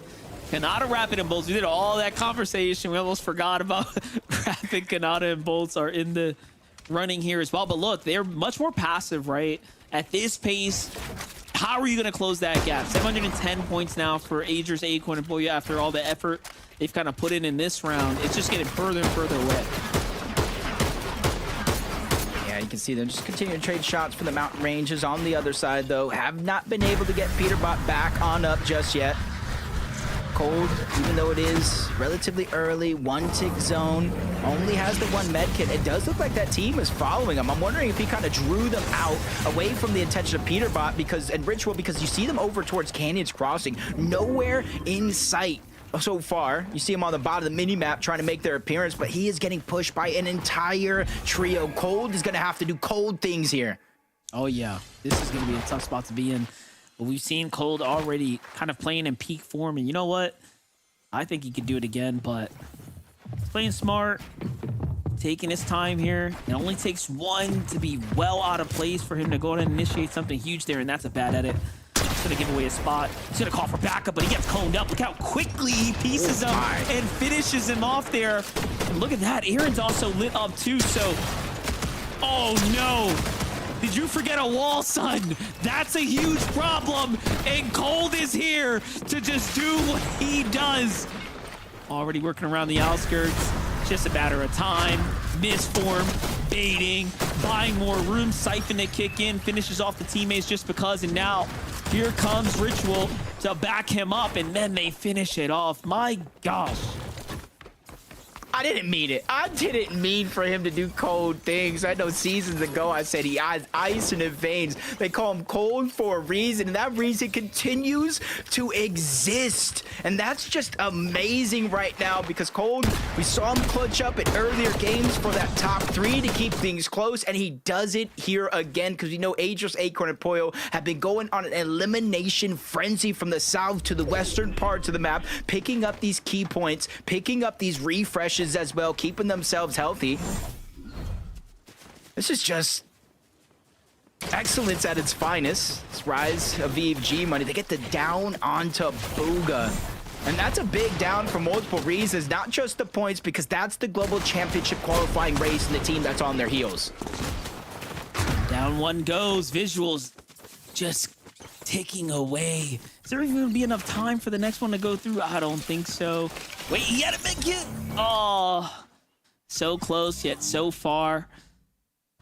And you know, with them falling out, it's not really like they lose much other than big time prizing and overall, you know, effort, of course, as far as like getting this high quality practice in for setting themselves up for globals. But still, no one wants to fall. When you're inside the 5th place, you're making a run for at least the top 3 there.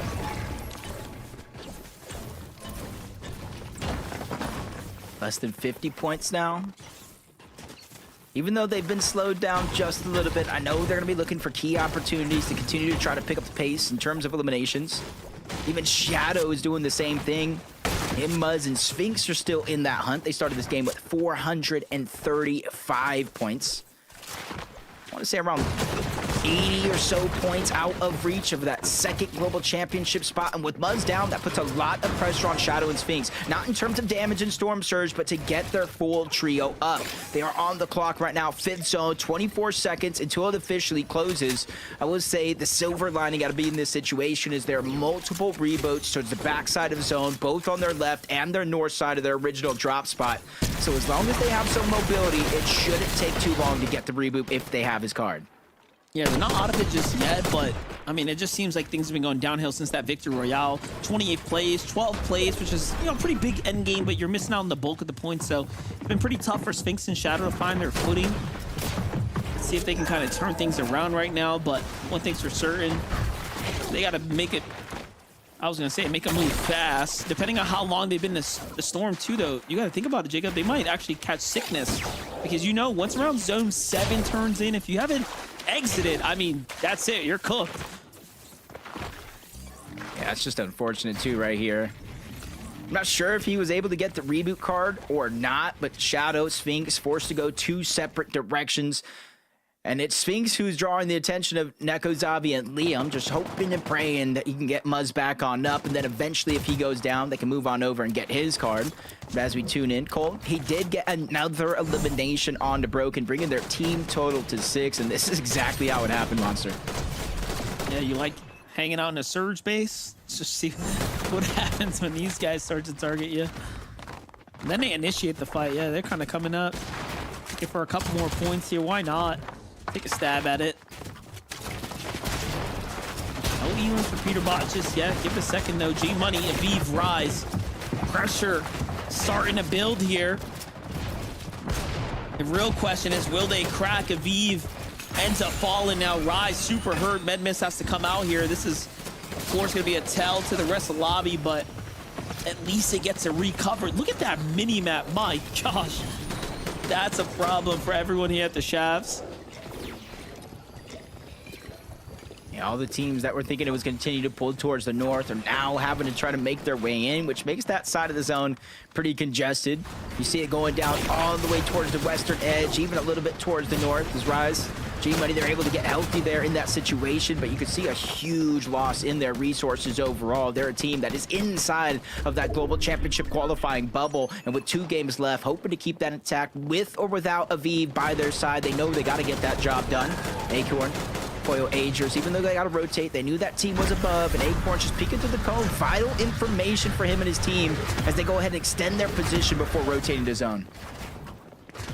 What an end game we're going to be set up for right now. Pollo, Acorn, Agers also leading the pack with these elims too, just really staying in the conversation right now, staying competitive with Peterbot, Cold, and Ritual, who are now positioned up just across from them. They have eyes on what's happening here. It's gonna be all rotates coming soon. Yeah, they're almost like right on that Storm Surge line. We saw him just moments ago, 26, using this elevation before rotation to try to get as much Storm Surge as possible. But with that bird's eye view, they're watching all of these teams start to rotate in, inching further and further away, forcing them to start their rotation. And you see them, instead of just beelining it in, they're continuing to hold that pressure off the top of the mountain, and that's going to give them a clearer picture of what they're working with on that side of the map. But on this side, you said it yourself, it's just so congested here. Yeah, Peterbot's team was just slightly below right there, but what happens? G-Money takes a huge shot when they exit out, and then the finish of the team has to have been right on top of them. It's Gary and Saul here. Now, Rise does turn around, find elimination. Can he get the second one? These are big and important points. Okay, it's at least going to keep him in the game, but no misform, nothing here to really work with. This is not good. And Rise is going to have to play for another siphon. You might as well heal, do something. Don't sit there and lose time, and Rise might have just given away his global championship spot. We'll come back to check on the standings here later, but for now, Peterbot, Cold, and Ritual getting active. Still has 6 eliminations, but they picked up a little more damage now. Bobby starting to focus in on them. Outside rotate, Bryce and team, Acorn and crew. Wow. Yikes. Yikes. That's all that really can be said out of a situation like that. They go down relatively early. A few placement points, though, in there for their efforts. So with their global championship spot secured and what could be a legacy in the making on the line for Peterbot, that last game, I have a feeling, Monster, is going to be amazing. It's going to be better than cinema. But the teams that are left alive, Rapid, Kanata, and Bolts, they probably saw them go down. And to enter into this game, it was only a 58-point deficit to overtake that second place spot. Obviously, they increased the lead with a few more eliminations, but there are so many placement points up for grab and the opportunity to get eliminations to close that gap. I'm just thinking about the full picture all season long. We were kind of looking forward to grand finals with the Pollo versus Peterbot clash, and the irony of it has to end that way here for game number 12 if they want a chance to win this major. Now, knowing them, they might just give us the show we're looking for, but for Pollo, Acorn, and Agers, it's just business as usual for them. Because you know what? Deep down inside, Pollo has been the boogeyman. So why sign up for that too is what you have to think about. They're just playing so good right now. Saying the feed, Yamzo went down, but not before taking down Craze. And Craze was the one that got the eliminations on the G-Money and Rise, trying to close that gap when it comes to qualification spots. But now it's Muzz, Sphinx, and Shadow who are reaping the reward, because with no Aviv that has the spot, no Booga who's in front of them on that leaderboard, this is their chance to start to join that conversation in a serious manner going into our final game of the day. But if you look at high ground, Bolts, Kanata, and Rapid, they're looking to not just be a part of the conversation, they're looking to steal the show. Aviv, G-Money, and Rise had a 60-point stretch over Booga starting his lobby off. and even further for Muzz's trio. So that's going to be huge for Bolts, Rapid, and Kanata. They need a lot more eliminations. So this is a great start for them to start earning some points and at least taking advantage, putting themselves in a conversation for maybe even a second place here. Maybe you know, they could stand to benefit potentially if Peterbot's team takes down Acorn. Who knows what the last game's going to yield, but one thing's for certain, whoever wins this game, if it's Kanata's trio, that's going to shake things up. If Acorn's team doesn't go the distance, Cooper, Reed, Curly playing the low ground on the outskirts right now. Definitely a wild factor here in the lobby. It must go. Those are key eliminations right there. 4 more points and more because of the placement, knocking that team out of the lobby. They see so much chaos going down around. They're just trying to peek and find that perfect opportunity to get more. There's Bolts, Kanata, and Rapid because so much is going on in and outside of the different layers on the low ground. Nobody has really had a chance to feel comfortable enough to look up. The one team that would, Agers, Acorn, Pollo, they're on that ultimate low ground. They're building space and they're trying to claim it as their own, but Bolts is still going on the hunt. You talked about eliminations being needed. Well, he heard you loud and clear. Yeah, he definitely has to do something. But look at this, Agers, Acorn, Pollo still standing here, earning placement points ever so slowly. They did everything they needed to do for the elimination, so they have racked up enough. Bolt is still getting active, though. Huge shotgun shots. He has to force his way back to the top of that med miss or misforms just to buy him a little bit more time. And finally now, pressure comes from the low ground here, forcing Agers up and out, but Pollo's hot on the heels here. They're doing an excellent job rotating together. Bolt sees what's happening. They know you have to target second height. You can't get them or allow them to get comfortable. And here it is, the clash that we've been waiting for might just happen. Yeah, and they know exactly where they're at because of the hot potato with that medallion. And there goes a flank right there. Bolty yoinks him in, almost gets that knock and elimination. Pollo, life flash right before his very eyes, but quick thinking, the medallion changing hands. Chug Jug is out. His team's going to build him a path, using the misform to try to get to the front side of zone, buy him time to heal. But I think Bolts might know there's somebody that did not go with him, that is last to enter and might be the first to leave as they continue to target down below. They know if they have any chance at taking that first place spot, they need to figure out a way to take down the Titans. As Fleek steps in the way, Bolts is going to take him out regardless who he is and enters that misform to reclaim their high ground. This is why I absolutely love the misform in the end game as well. It just picks up the pace of the game. So many opportunities to just prove how far ahead you can be as an individual competitor. And Pollo is still going as well. I know we're focusing in on what Bolt is capable of, but Pollo is standing here strong alongside Acorn. Acorn's gonna fall, he's gonna pick up some material now. Someone has managed to actually reclaim high ground, so Bolts, Rapid, and Kanata are actually distracted here for a second. They have to force their way up top. It's Curve, who's just giving, honestly, everyone else time to make a move. Muzz, Sphinx, and Shadow Work. Almost happy this is happening.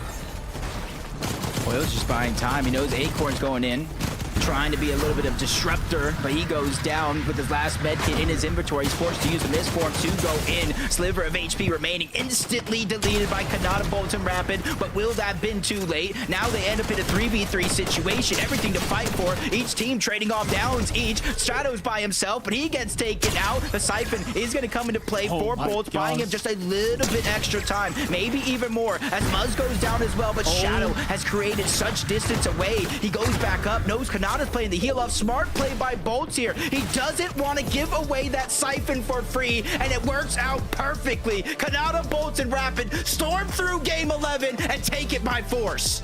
Talk about a big game to keep them in the running here and now. Over Agers, Acorn, Pollo, a back and forth fight, and then Muzz, Shadow, and Sphinx taking full advantage of the opportunity that was nearly gifted to them because of VG Money Rise fall, Booga Threats and Craze fall, Visual Brazen Diminish out of the competition as well. And all of a sudden now, those that matter are stepping up when it matters, Jacob. That was a great game. And talk about a way to kind of set us up, right, for the finale here to come. Yeah, and these just plays like this, they get the high ground. They know everybody down below has been through the ringer, and they just calm, cool, collected, just get these eliminations and even dive down to pick up the loot like you're watching Bolts here. And that just reinforced their position up above. But we talked about it throughout the course of the game in terms of Peterbot. But Kanata, Rapid, and Bolts, they need eliminations to close the gap if they want to take that first place spot. Well, guess what, Monster? They ended this game with double digits. They ended this game with 14 eliminations after taking down Sphinx here for the victory royale. That plus the 65 points, 121 point game for a team that's all but clutched their spot to the global championship. But with one game left, Monster, we got to throw it to Zeke, Kelly, and Vivid to break down all that actions and lead us to the promised land.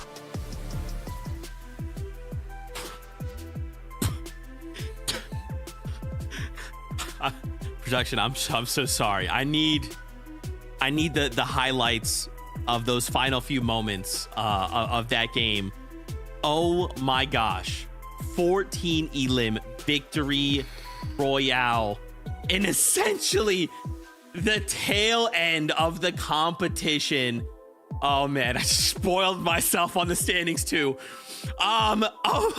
Okay, Zeke, focus. What an insane game from the trio, right? What an insane game, Kelly. They have height, and in those moments, and again, I cannot like talk enough about this trio.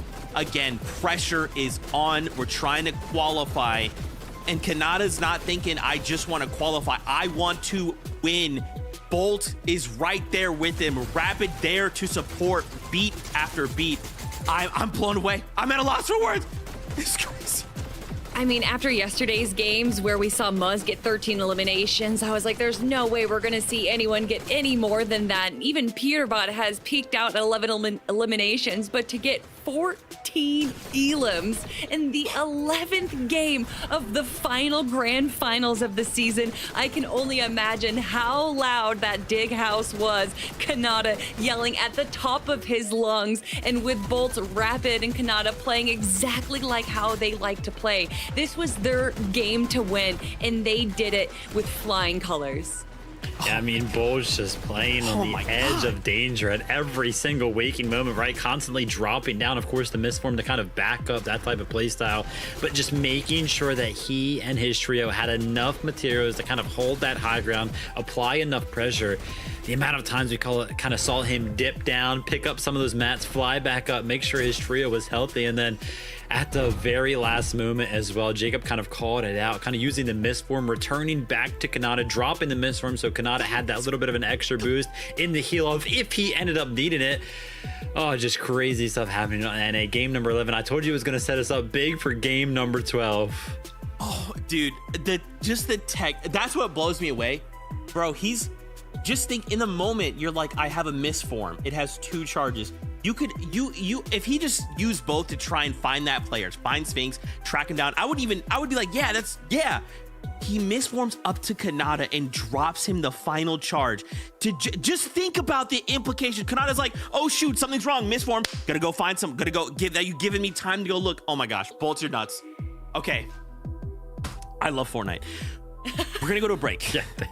When we come back, we're gonna take a look at these standings. Your little mind's gonna be blown, so is mine. Get ready, gear up. One final game, Fortnite fam. We'll see you real soon.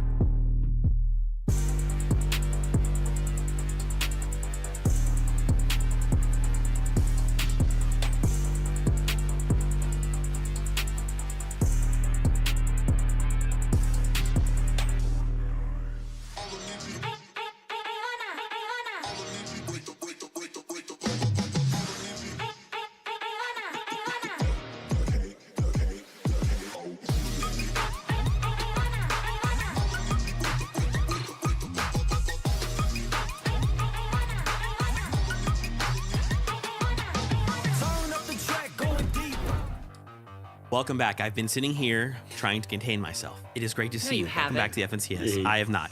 One game. Thankfully, we go to break so I can yell into the ether and you guys don't have to hear that. That's what's great. We are one game away from concluding NAC Grand Finals, okay? All right. This last game, Rapid Canada Bolts get themselves a 14 elimination victory royale. Let's take a look at the standings to see how close this is. Now, who's in first place? Of course, it's still Agers, Acorn, and Pollo. But look at the gap. It's only 60 points because of that last game. Okay? Okay, now, obviously, Pollo's going crazy. There's a ton of things. We have a minute and a half. Rapid fire me right now, okay, guys? I'm going to talk to it. You guys are going to pick it up. Pollo versus Canada. Who could look to win? Could Peterbot decide to land on Pollo right now and say, you know what, Pollo, we're going head-to-head for game number 12? Could Aviv and Muzz going head-to-head right now? Only 17 points separating either trio from that final qualifying spot. And of course, if we go down one more place, Booga is 49 points behind Aviv. He'd have to get 49 points to basically tie it up and then look to fight for those spots. Guys, we have a minute left. Rapid fire. Go!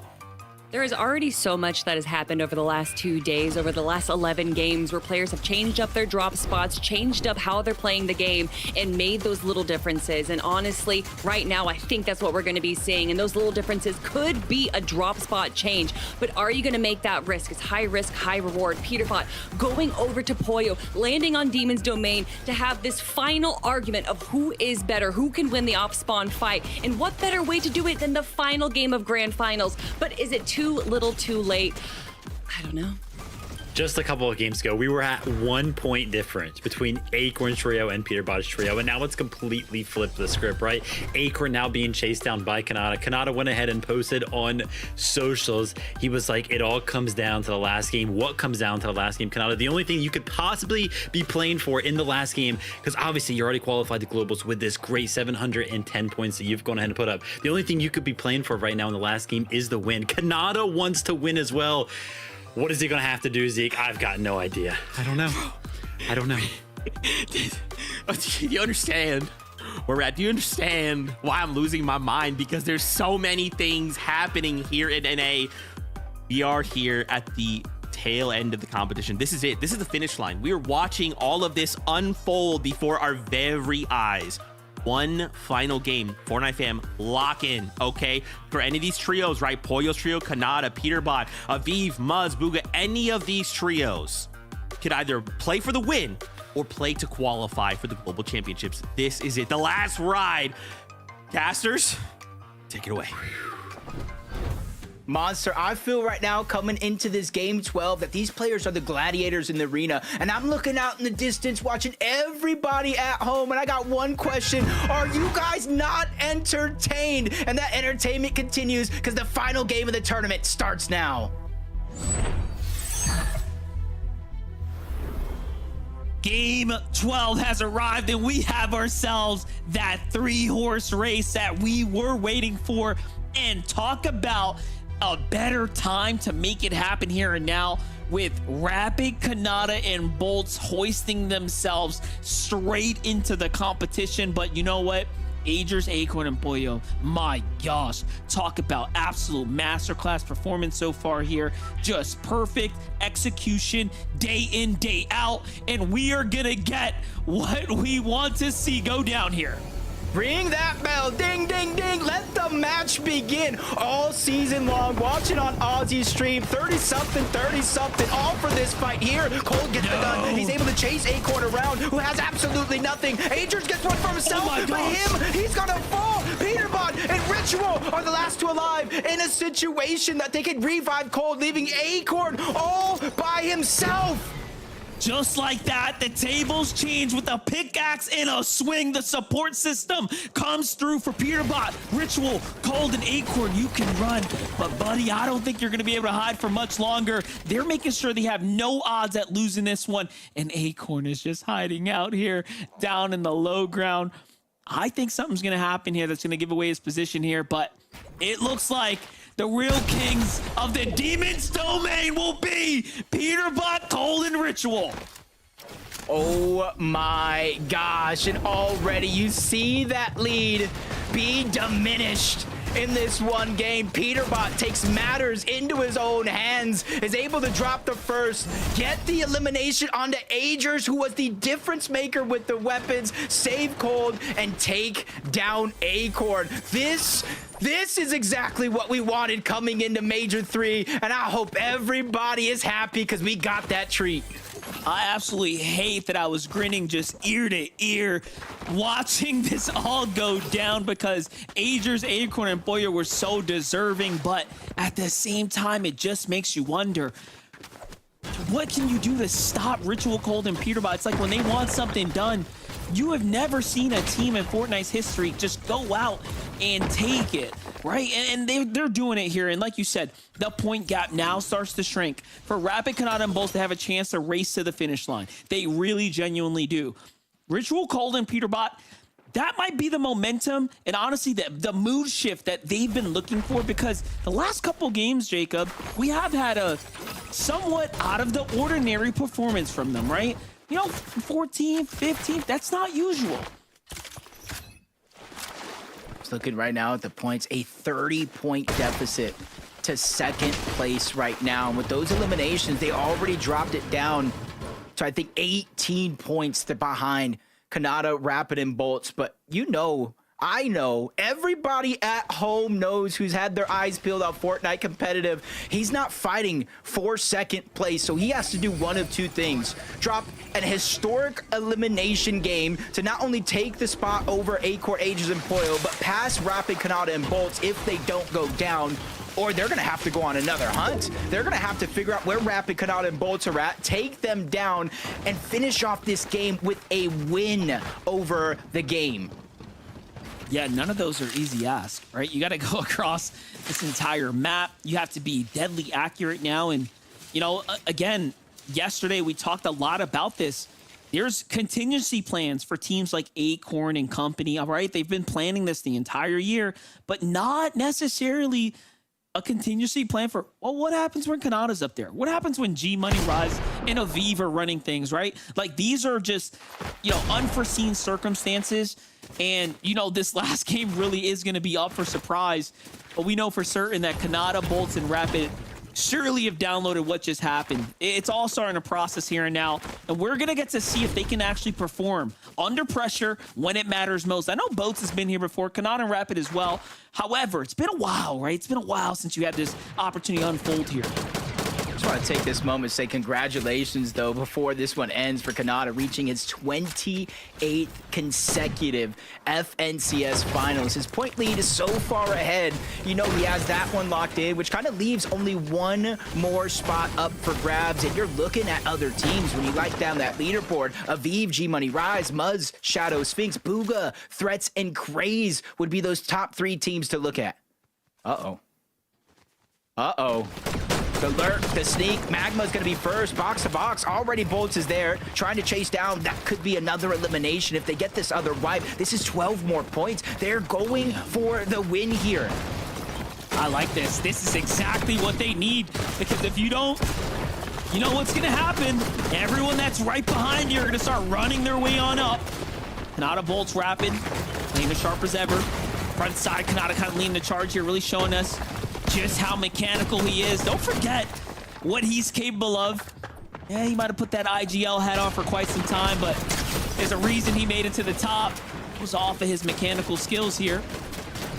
Where's the backup, though? They got to end this one quickly so they can get a move on, because this is deviating away from their usual strategy, sitting up in big bases, right? Going for exchanges. This is definitely a stake at earning points, trying to play fast, and we all know when you start switching stuff up, Jacob, bad things can happen. Just a tough angle right there. Exactly that. There's too many risks going down right here in this fight. They do have the elevation advantage, so they're trying to smush that team further and further down. You see Kanata take another approach, going on their layer, and he's trying to just funnel them into one direction from the ground up this time around. Sees the footsteps, no scares towards the left, causers as well. Positions are not going to be hid, but they spot out Kanata. They land that first shot. Not going to be a game changer, but that one surely is. Kanata has just gone down. Bolts and Rapid need to figure out if they want to stay or go. I'm seeing a little bit of the hesitation from Bolts. I didn't want to call it out too early, but he was only down 20 HP, and he's stopping the Chug Jug, almost leaving Kanata out by himself. I have questions about what I just watched go down. This fight should have started and ended so much sooner, but I think we are watching championship jitters on Rapid and Bolts. I'm not even kidding here.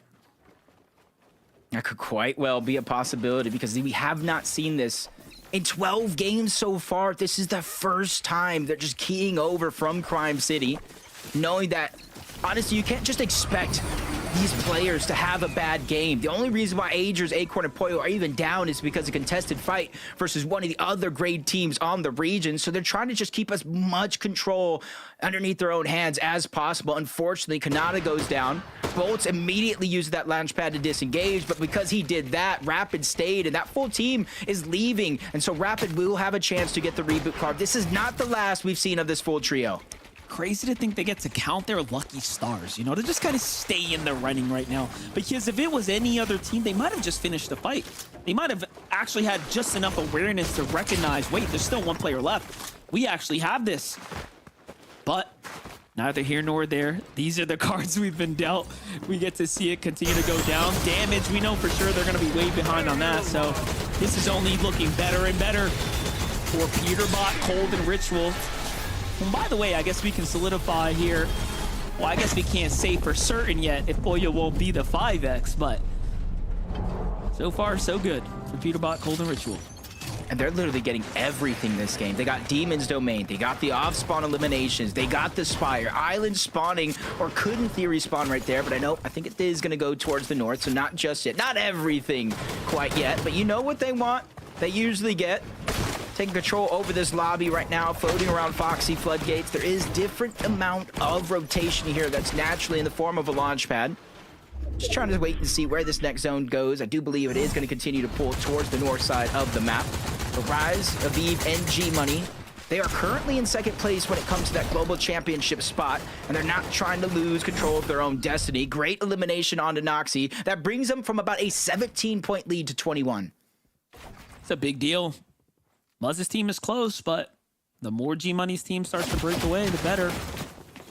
Oh, they only get the full team Elam. Look, they only get 4 off of this, so I was under the impression they might have actually gotten a full finish, but this might be the same kind of song and dance we just watched play out with Bolts and Rapids team where, you know, you get in those positions where the finish line is right there and you're like, wait, maybe not. Maybe let's not take this fight.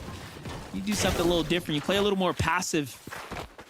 We'll see if they end up regretting it later. Not going to finish that fight. Not only for the damage they'll probably need here in the last game, but the points. Those points are going to matter. Yeah, well said. And you're kind of seeing it affecting their game plan right here. Just traveling towards the whole eastern side of the map. The slow rotation where they're hoping they're not having to run into too many teams. Hoping that the surge they were able to accumulate is going to be enough. But as Peterbot, Cold, and Ritual go and contest the Demon's Domain, that leaves Brutal Boxcars free as can be. Spire lands over there, and when teams in the feed see the eliminations, they know who goes down, what's going on, they try to make that a part of their game plan, and that's why Clix, Diabzo, and Higgs back to what they practiced when those teams were actually contesting each other, fighting for the Brutal Boxcars, getting the Spire, getting a huge upgrade in their loot, and those superhero rank upgrades on top of that. Those ranks definitely make a difference. We've seen them kind of change the dynamic time and time again, but here it is. So Bolts, Rapid, Kanata, again, a little bit of a rocky start, you know, but seems like they've recuperated themselves. They've kind of got themselves back in the game. I'm looking at the loadouts. Things seem to be pretty decent, pretty stable, but we know for certain all this time spent back here at the Crime City means they haven't spent time farming damage.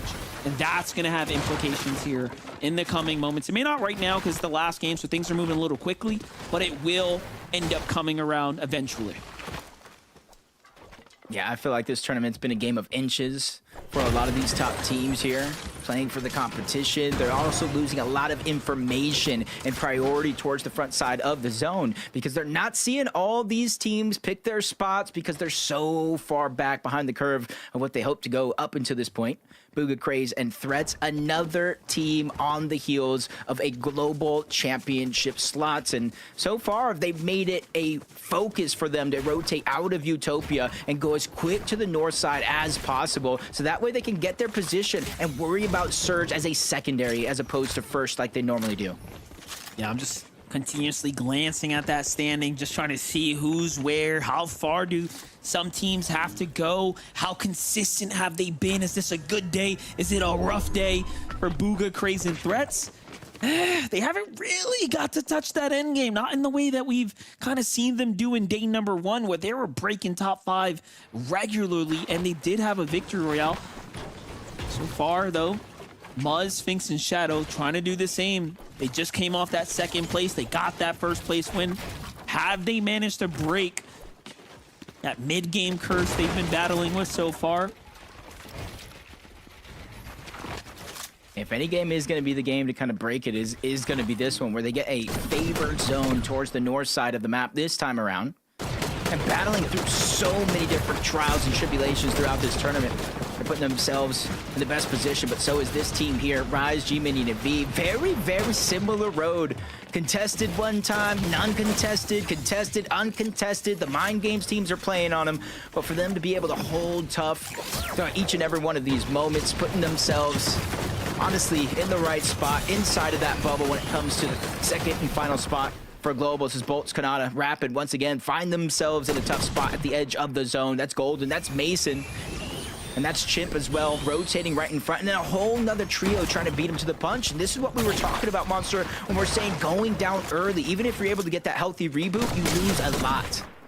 Yeah, it's Clix's team that's off in a distance there, trying to get the lead to the front side of the Brutal Boxcars right now. And you can see them just about to set up and base up on the outskirts. Kanata, Bolts, and Rapid likely read this positioning well and say, yep, we're not going to go that way. They're going to have to break off into a different direction, give themselves a little room to work with. Here we get an update from Peterbot's team up top. They're not too far off. They could just end up clashing here with their immediate competition. And if we know anything, we know they probably have been doing their research. Yeah, trying to figure out when and where Kanata, Bolts, and Rapid are going to make their appearance outside of the zone. They see the first team. I don't think it's them. But for them, they don't know. No matter who it is, that's a possible 4 points per elimination. That's a 12-point swing right there if they're able to take down the full trio. A whole nother team making their way in towards Brutal Boxcars, but you see the marks on the minimap. Bolts, Kanata, and Rapid are not too far away from what is going on here. And if they hear the noise, you know as well as I do, they tend to get a little noisy, seeing what the third party is. How can they use that to their advantage? You know, they're thinking about, okay, why is this team playing so passive, right? Could this be Kanata's trio? Obviously, you know, these guys are trying to decipher every little read possible to see if they can just get a hint of who's who and where's what. Even those skin details will play a factor in them determining what team's what. So for now, you might have seen enough to recognize that's not the trio they're looking for. Bolts, Kanata, Rapid now on the move here, though, back inside the building of the boxcar. Trying to get that situated here in this game. This is a desperate reform here as the map is pulling pretty further away. They will end up crossing paths with Clix's trio and Peterbot's trio here shortly. I do think that's their team off to the right. And there, they might have spotted them. Yeah, I'm locked in on the colors in the mini-map. Orange for Peterbot's team, green for Kanata. As soon as I see those colors come in close contact with each other, I'm thinking it's on, it's game time. They might not know how close they actually are, but it's definitely going to be a scary situation. Booga, Threats, and Craze, though, lurking up onto Muzz. May not know that's exactly them, but that is the team that they have to go through. One of two teams if they want to qualify for the Global Championship. And for Booga and Threats, it's to remain perfect in terms of qualifying for these lands. This is big. This is like their little Global Championship fight right here. We're watching it all go down. Oh, no, Muzz. Okay. Oof. Jumps off the cliff there. Could have got 3-2-1, but that doesn't mean Sphinx or Shadow safe. Oh, Sphinx finds himself a little bit out of position. Threats needs to stop moving or they're going to give away the spot. Crazy's going to end up opening here.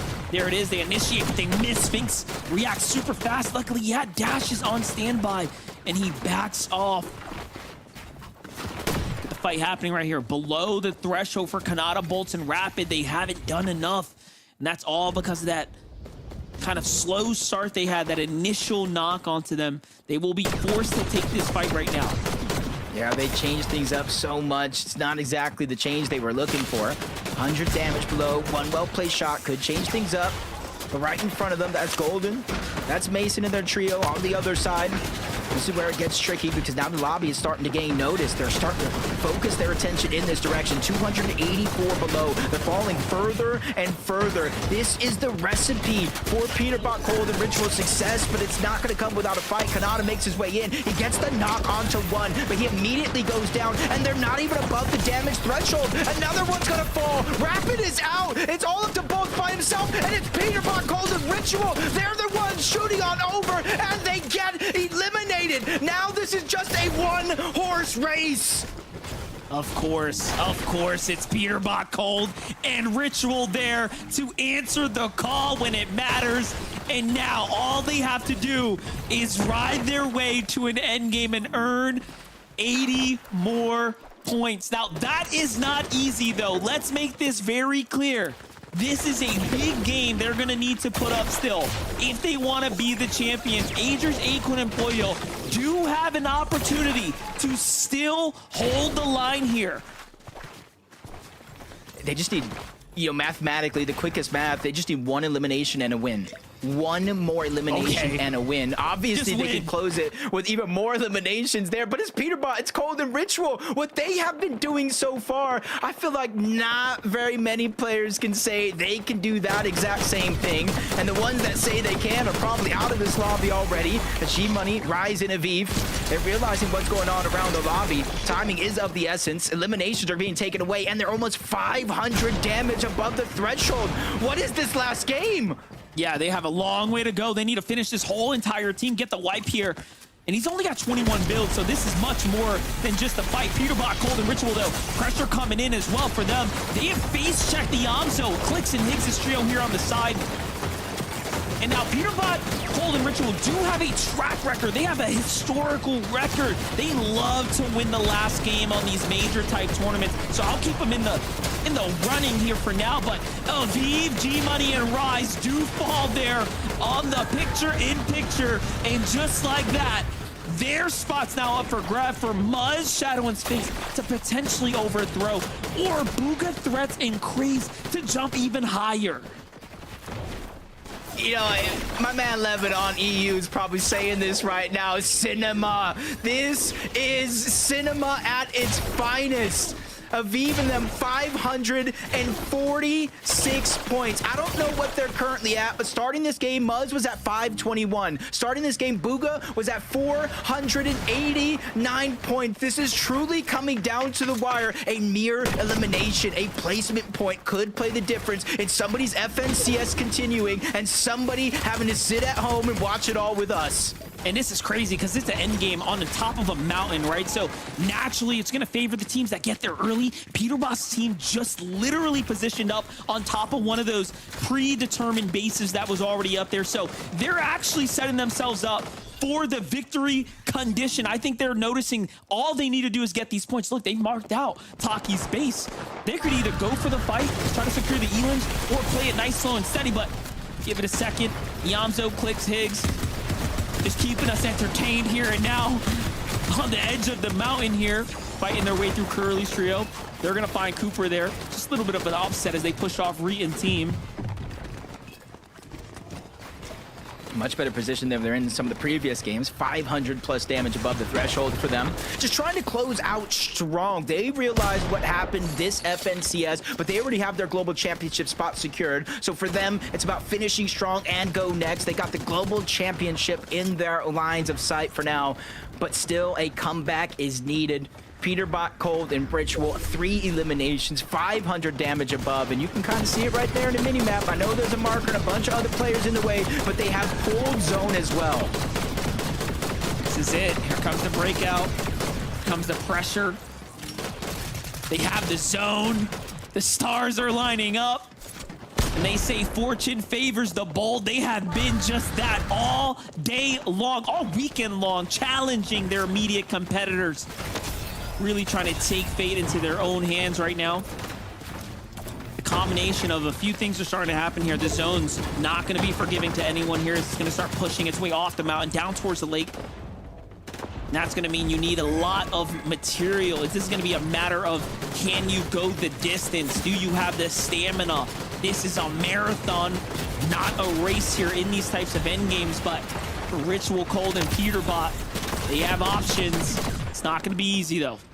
Still 72 points down. Muzz is being spotted on the backside right now. His season is on the line. Is determined by Run, him Muzz. being able to make it out alive and pass Peterbot. Luckily for him, he slides into home plate. He's safe for now, but there's more innings to go in this game as 500 damage. That might not be enough for them as they spot out Visual's Braids in a minute toward the backside of the zone. They begin to make it their focus, and this is where teams have to watch out for. He does have the exotic pistol, the shockwave effect, the first and last bullet in that clip. The way Peterbot uses it, shoots one, reload, so he constantly has that shockwave effect out. All right, we're in that position now. This is it. Teams fall. Points will be given to others that have managed to stay alive. Shadow, Muzz, and Sphinx. Global championship opportunity on the line right now. Visuals, Braids, and Minish are one of their immediate competitors, but they've already made it, so this is just a matter of points for them right now.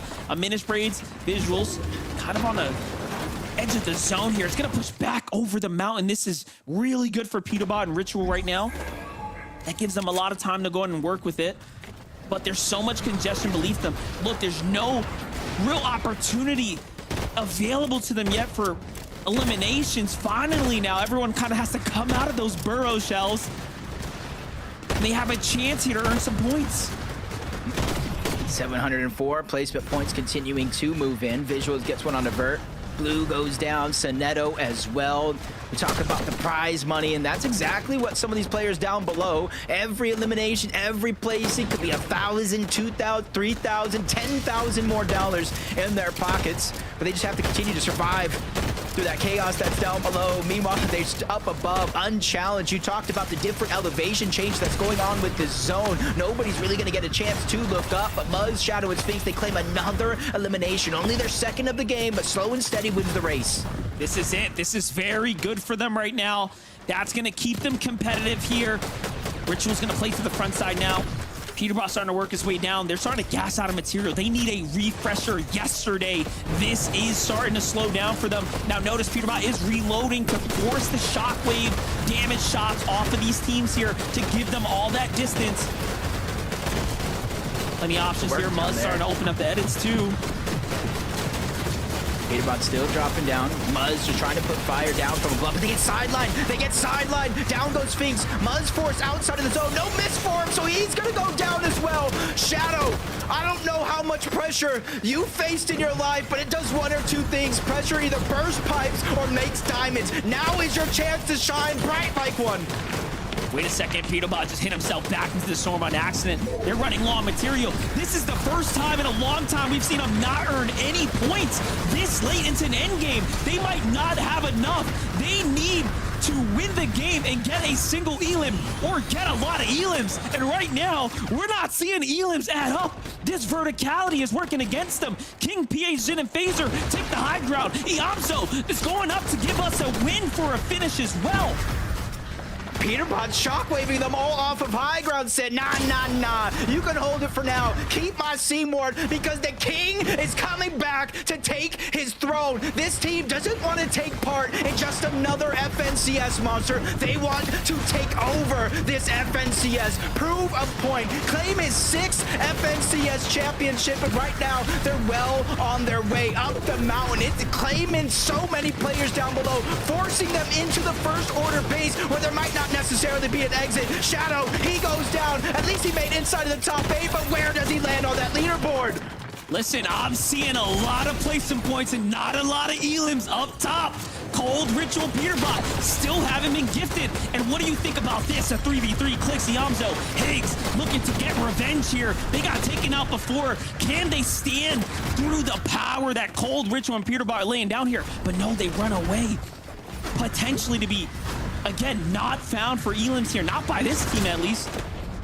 I'm not going to say it's scared by any means, but I feel like this is the smartest, the most calculated we've seen them play. But now is the time to crash. Now the builds, Visuals goes down, but Higgs, Clix, they're the ones who got both of those. Finally, Ritual is able to get one, and the dust has settled. They got their 4 eliminations. Now they just need to win out, and when the only healthy teams left in this game, minus Cold, of course.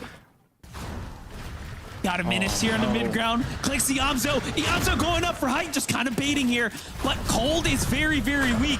He's going to go and initiate things down below. Minish, kind of that mid-game factor here. That's a Siphon being rewarded. Cold's going to fall. Peterbot's hit. He has to see the side shot come through, and Iamzo tags him once. Iamzo's going to get the Siphon too. The jump shot. He's invisible. Peterbot can't be seen, can't be tracked. Misses the Siphon. Iamzo's still in the game, but Ritual stands and wins the game by a heal off in the end, and just like that, Jacob, they do it again.